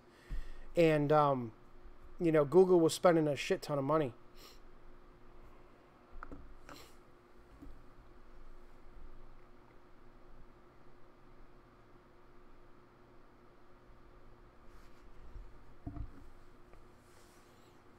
But it gives us a better chance now. We get a much better chance to, you know, to actually get some decent ad revenue from our videos. And as long as your channel is active and you're getting 4,000 hours in a 12-month period, you're totally fine.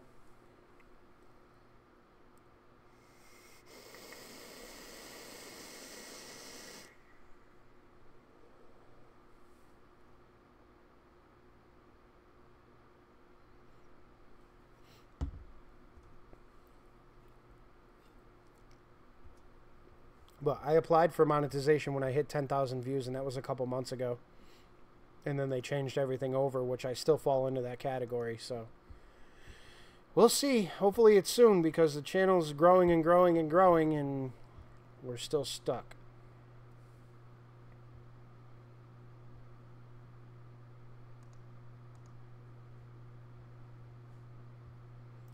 Yeah, because we are at... What do we got for subs now? We're at 6,375 subs and well over 5,000 hours of viewing time. And that all happened in the last, like, 3 months. So it's been pretty crazy.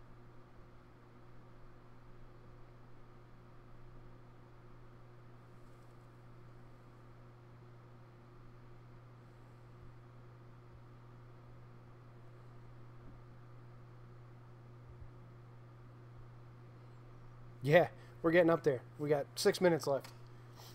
And then we'll be at the 2-hour mark.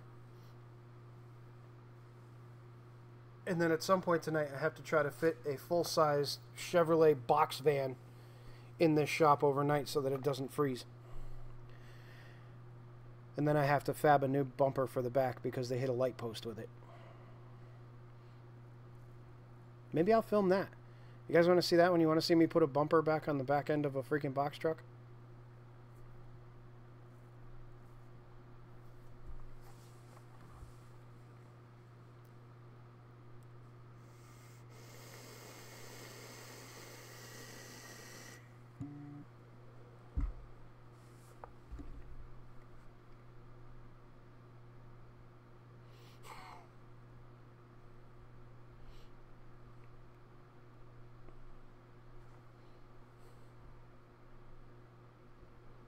Oh, wow, Bruce. Holy shit. That's a big dog.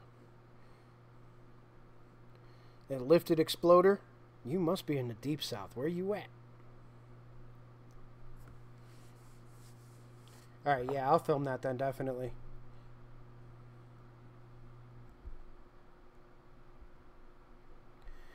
Just don't want to sound rude, but what would you guess be as to income from just YouTube at your current rate? At my current rate right now,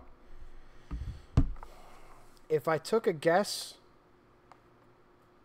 probably $3 a video, roughly. Yeah, at the current view rate, probably $3 a video. So maybe if I did a video every day for 30 days, maybe $90 at the end of the month.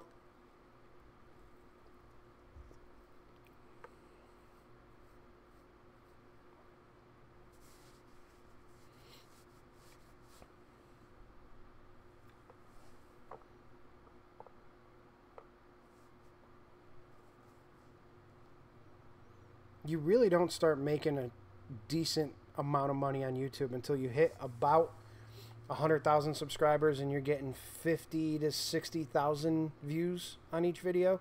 Then you'll make some decent money doing it. But before that point, it's just, yeah, it's kind of just literally just a little bit of cash here and there for extras. Nothing crazy though. It's definitely, I mean, I don't want to sound like a dick, but it's definitely not worth the time. If you look at it money-wise, it's not worth the time it takes to make the videos based on what the money's like below 100,000 subs. So I enjoy it a lot. I really enjoy filming and editing and uploading and reading your guys' comments and shit like that. So super cool. Yeah, that I don't get. Like, if you guys want to give me money, I'm not going to say no, but I'm also not going to ask for it. That's just ridiculous.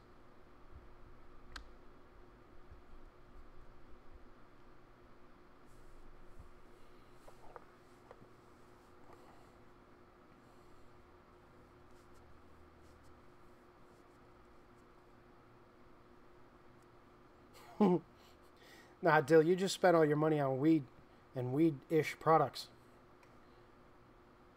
You're broke, but you're high as fuck.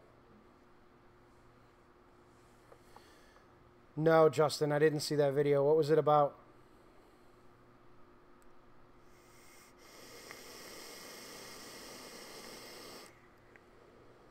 Oh, yeah. Yeah.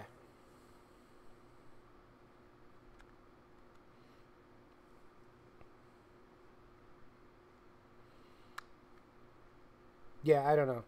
I mean, it... He always does, though. And I don't know if... I've never actually met Tommy face-to-face, so I can't even tell you if he is a prick or not, but...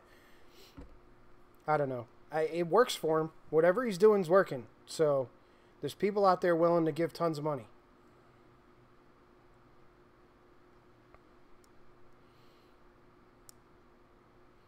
Joshua, Everlast Welders.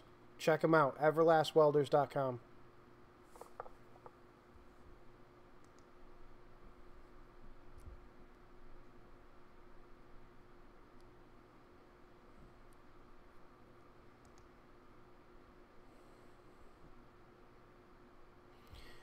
Yeah, I kind of get that feeling too, Justin. There's something there. He comes off like a dick, but I don't know. I'd have to meet him in person before I made any kind of a judgment on him.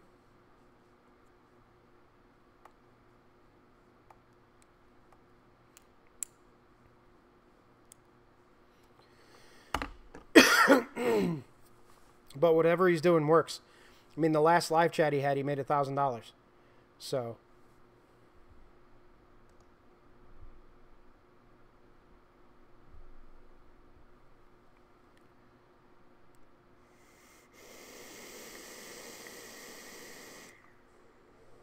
Isle of Man. That's cool.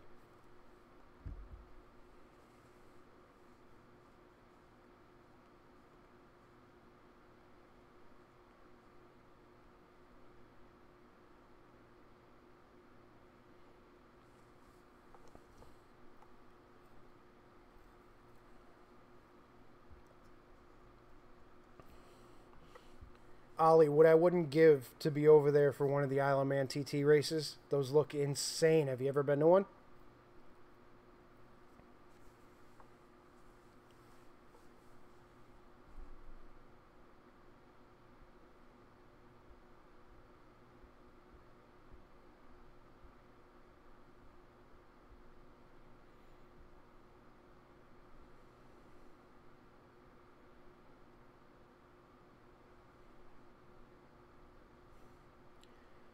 There's no way to rephrase that, Steve, where it actually sounds good.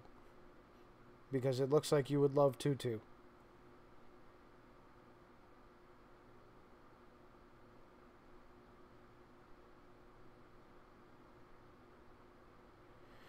Yeah, Ollie, I can only imagine. Just the video that I've seen of that race for the last several years now, just absolutely astonishing.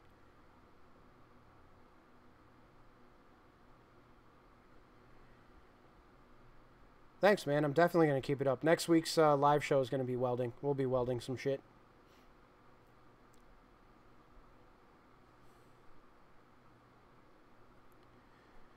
Oh my god.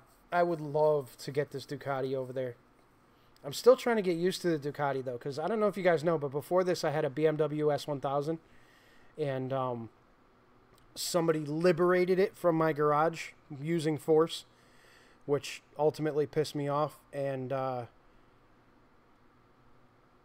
when I bought the bike, it was in 2013, and they were expensive, but not as expensive as they are now. They're almost 20 grand, so I decided to kind of look into something a little different, and I bought the Ducati. I actually kind of like it. It's good for the type of riding I do around here.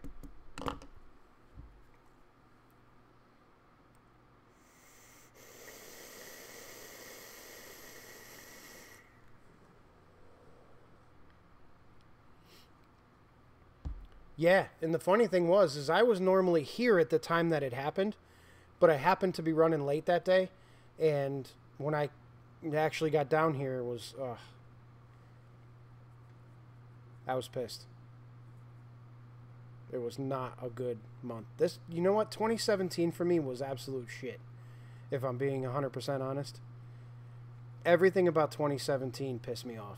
It was just a garbage year.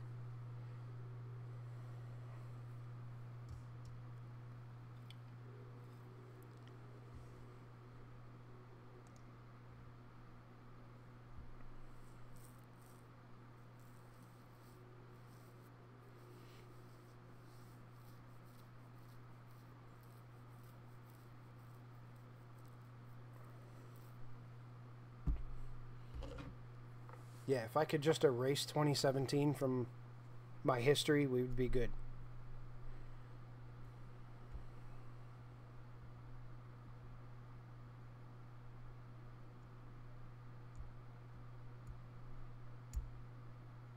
Oh, nice, Yerlin. That's cool.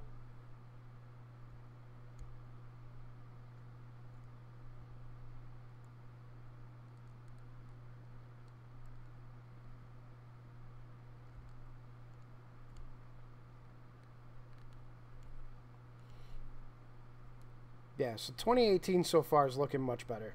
So hopefully it goes a lot better than it did last year. Because I literally about lost my mind last year, so let's hope that shit doesn't happen again. But so far so good this year, and it's only getting better.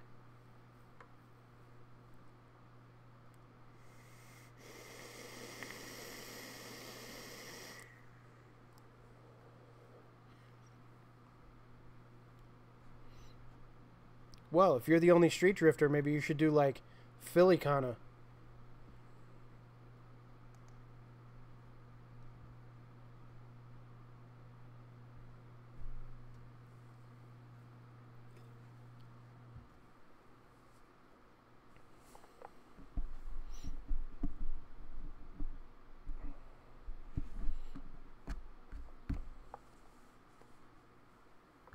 Yeah, 2018 is looking like it's going to be better.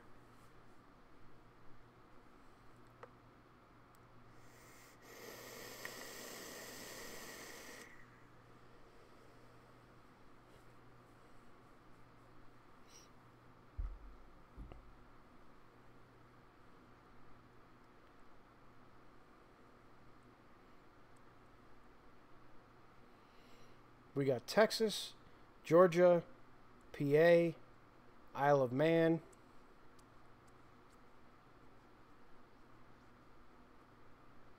Australia, Queensland. Nice.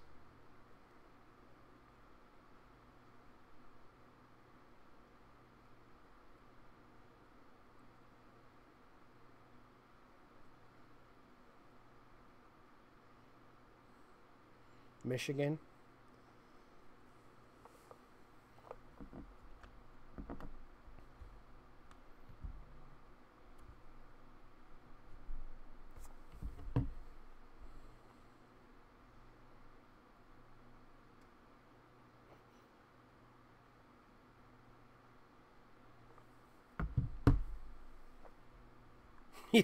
It's summer for you guys now, right? What has it got to be, 30, 40 degrees there now?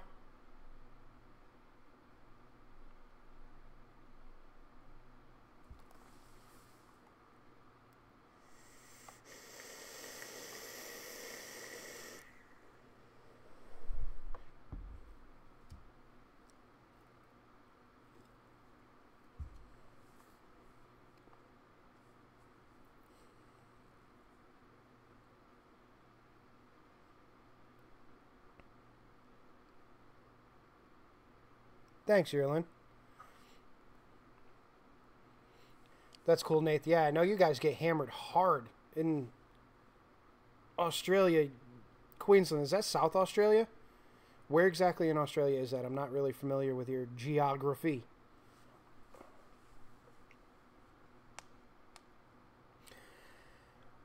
Yerlin, the Honda scene is garbage. I'm so sorry. I'm going to lose subscribers again. Every time I say the Honda scene's garbage, I lose subs. It's funny.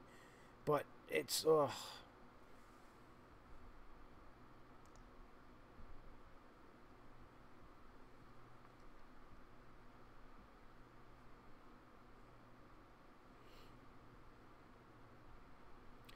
Far East. Okay.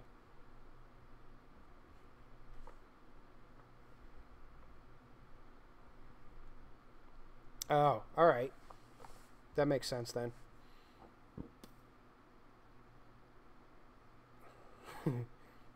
You're the Netherlands? That's a pretty tall order. Excuse me. I'm the Netherlands. All of them.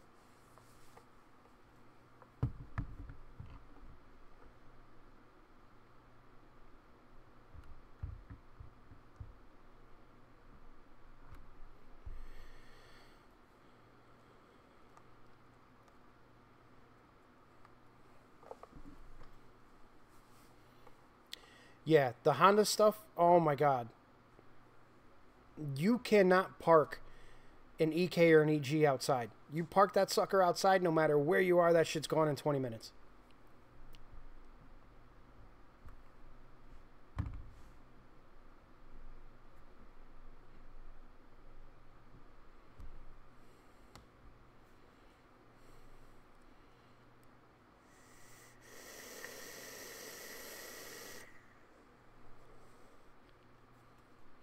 I mean, there's definitely some people doing some cool shit with Hondas, but the crowds that surround them, my God.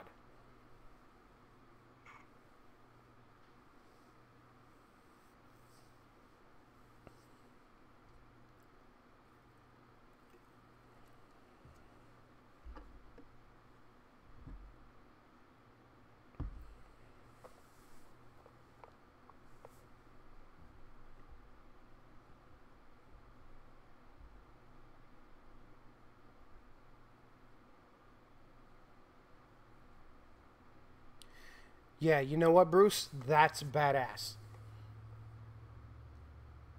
That, I forget his name, but Boosted Boys, oh my God.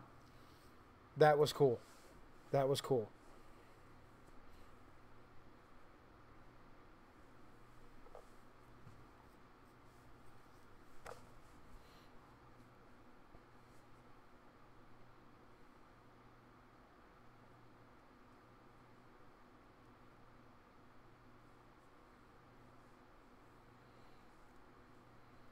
Yeah, the Honda game out here, even in Connecticut, the Honda game is bad. People shit getting stolen left and right.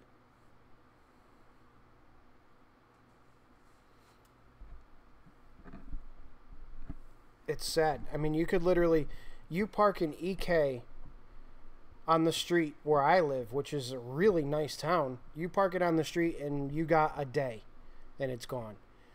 You get a 240 and park it on the street, and it'll be with the keys in it and the windows down. It'll never disappear. It'll be there forever.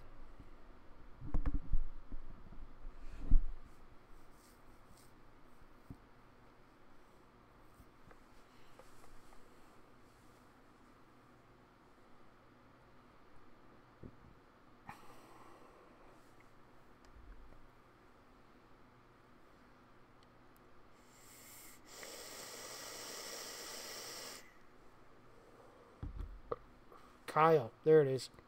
Kyle. Yeah.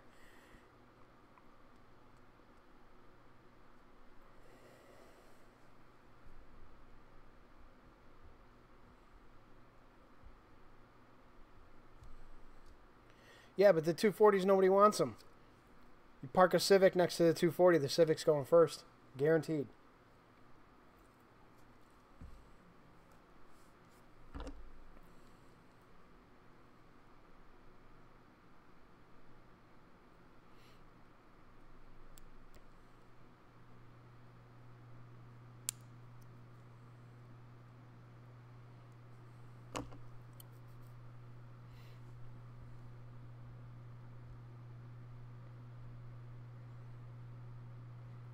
Well, luckily the computer stuff is not locking up.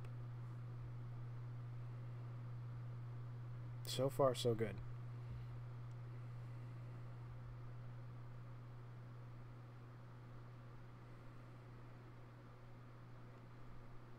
Oh, yeah. My cousin lives out in Venice, and he was big into CRXs, and he had CRXs for the longest time. And he had one CRX that got stolen like 6 times.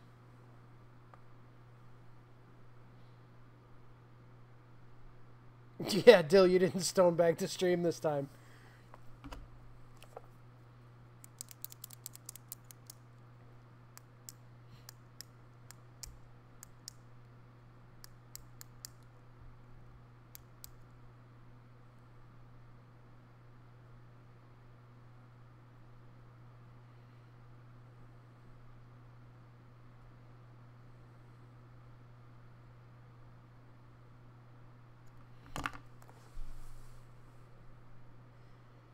Yeah, the car got stolen 6 times. Literally 6 times. And all 6 times he got it back. It was crazy.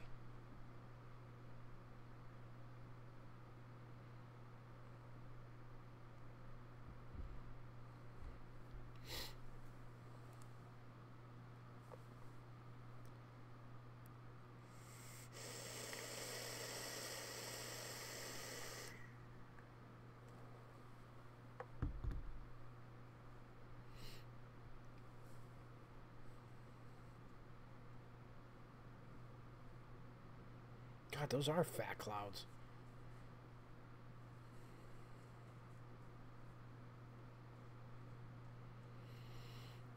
Yep. If you definitely want to get your car stolen, buy a Honda. There was, not too long ago, I think it was down in Jersey or New York, maybe. They stole an entire trailer. They literally backed up to the trailer, hooked up to it, and took the trailer with the Honda race cars inside it. These people are nuts.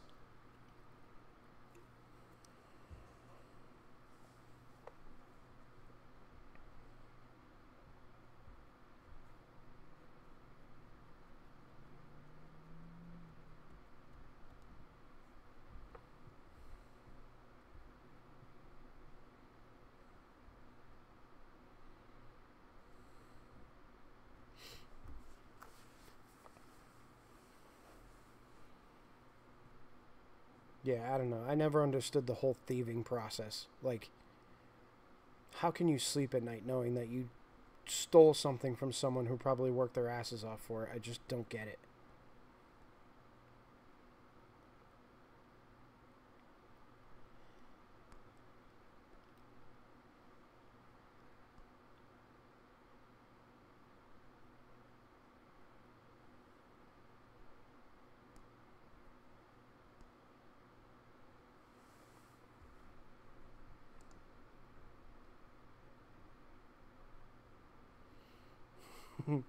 When am I going to join the drift crew?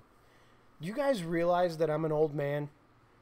Me banging around sideways in a car all day long. No, I'm probably going to try to do something maybe in the summer after all the shop stuff is moved around. So maybe towards the end of the season I might have something and get into it. Oh, Great Ghost. Yeah, you are a little late. It's a good thing we're streaming for 2+ hours.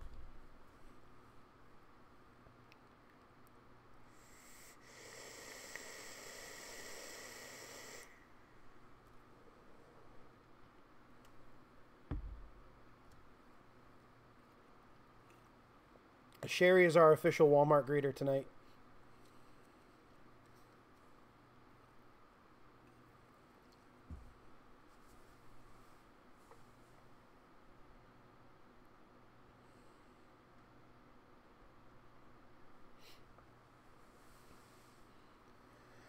Yeah, I really like the 300ZX idea because I always like to have dual purpose cars. I don't like to have a car specific to one thing.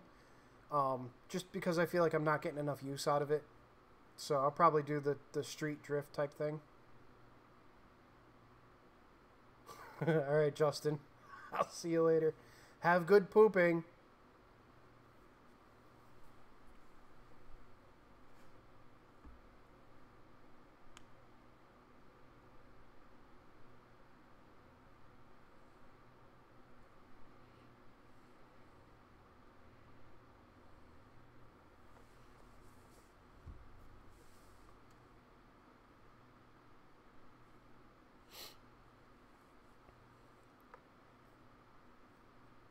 I think you guys are all saying goodbye to me. We can't have this many Justins in the same room.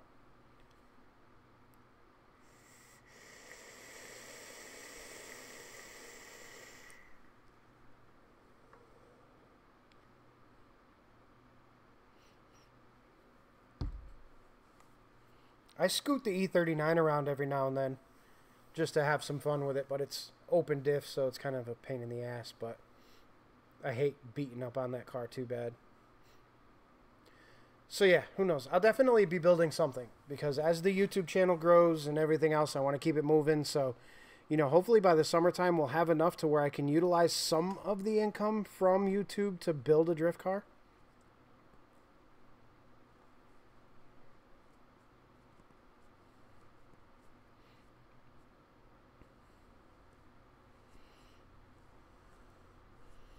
I definitely do like the actual community around drifting versus the community around drag racing. It's two complete weird. Just very weird how amazing the drift community is versus how I don't know.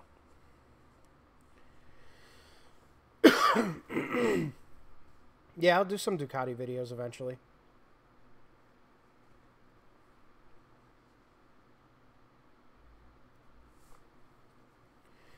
For right now, it's just kind of, it's just chilling over there.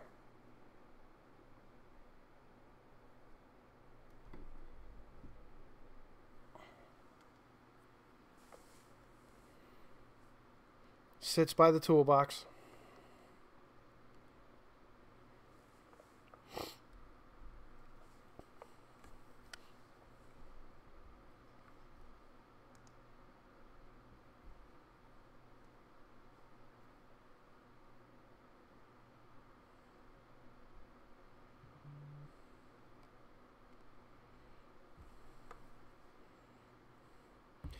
Yeah, you know what?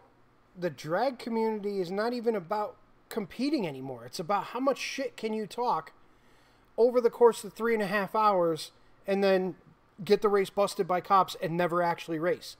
Or race and lose and make every fucking excuse in the book as to why you lost that race and then argue and then don't pay and then try to beat up the guy who beat you and then motherfuck everybody and their mother when you...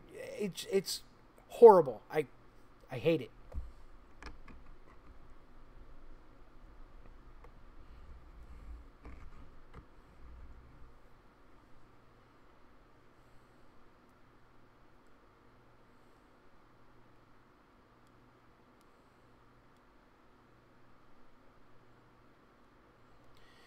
Oh, which car would be my ideal choice to drift with? Probably something BMW related.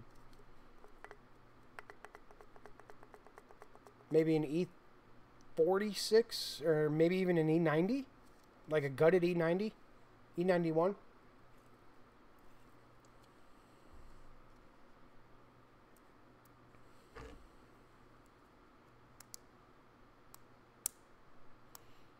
Yeah, and the drift community is like... Drift community is completely different.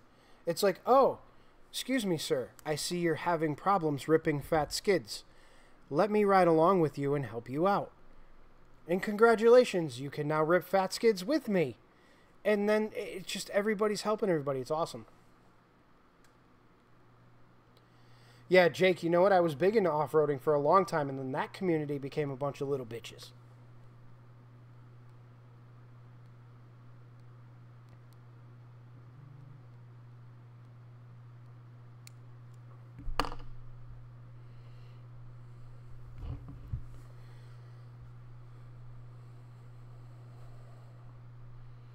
Yeah, I used to build rock crawlers. That's kind of how I got into fabrication.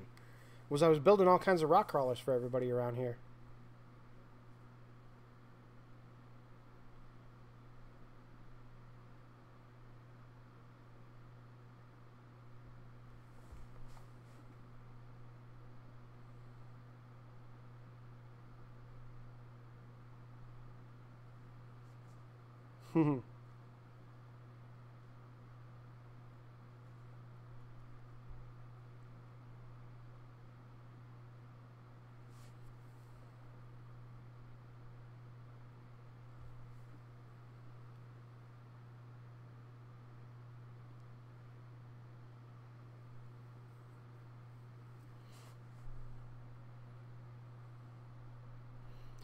Sorry, guys, I'm messing with comment stuff.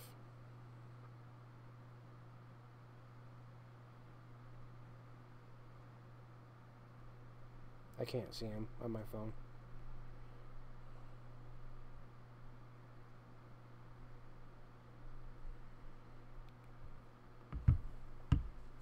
I used to go to Pennsylvania a lot to do off-roading when Paragon Off-Road Park was still there, but they've leveled it since.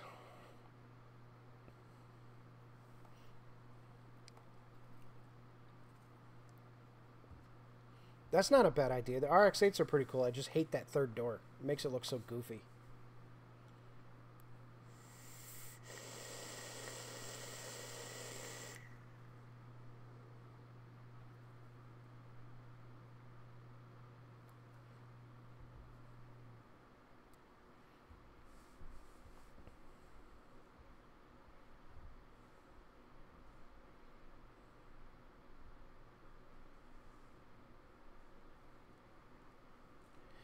Yeah, I know, but I can't see him on my phone.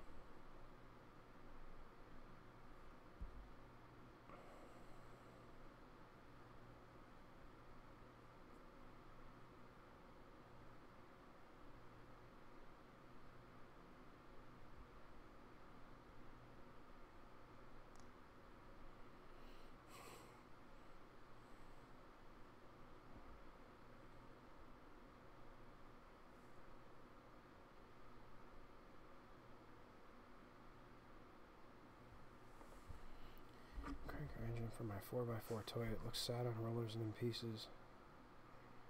Read the windshield on my lifted Explorer. Read the windshield on my lifted Explorer. Okay, hold on. What does it say?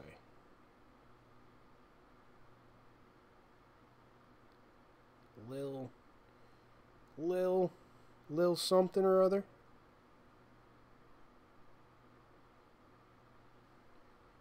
Can't see it. It says Lil something.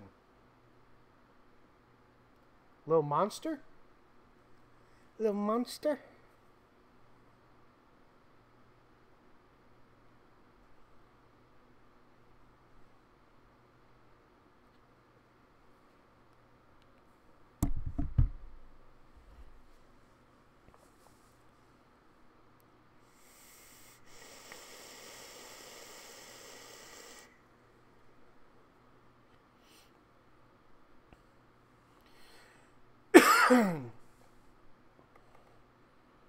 You know what? I could make swap kits, but I would definitely need to have each one of the cars here. That's the biggest problem.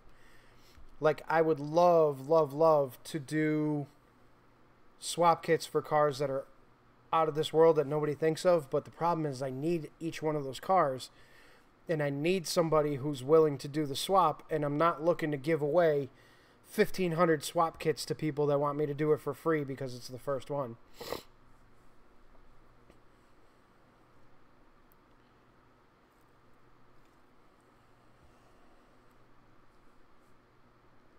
I don't know that I would be announcing that share. It's not really something to brag about. Depends on the application, JB. Really does.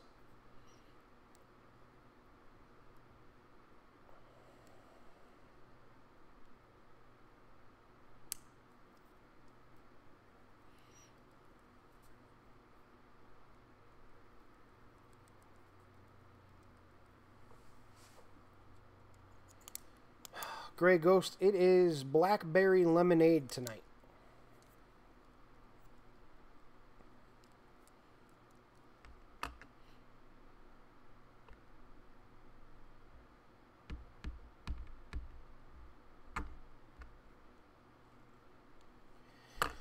Alright guys, we're going to do about 3 more minutes here. We're going to cut it at 2.5 hours because I'm starting to get tired. My ass is starting to get...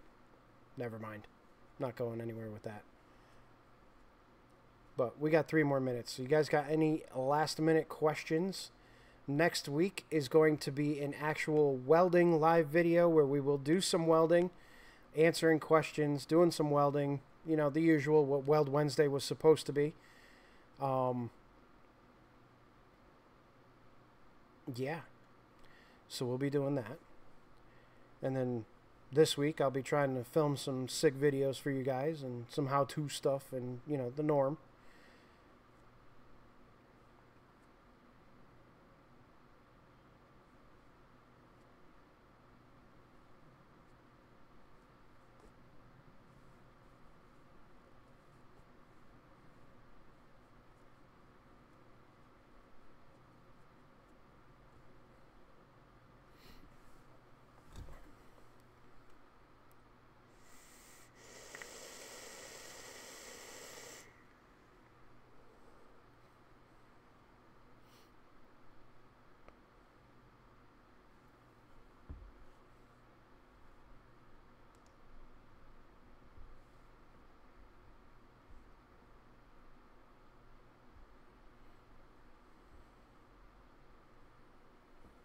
Yeah, I would love to convince Jimmy to do that. I think that would come out freaking sick as hell. Wouldn't be cheap, though.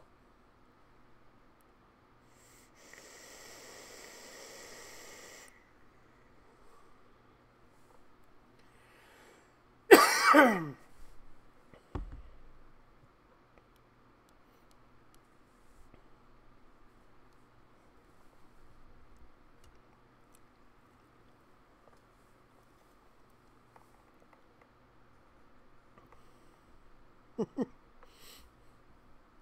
guys.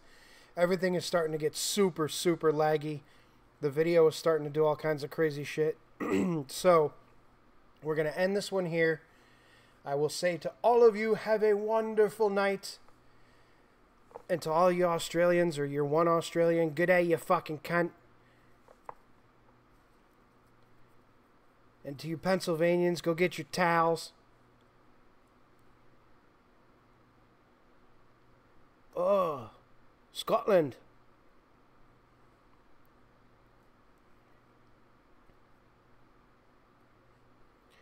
Alright, guys. Good night, everybody.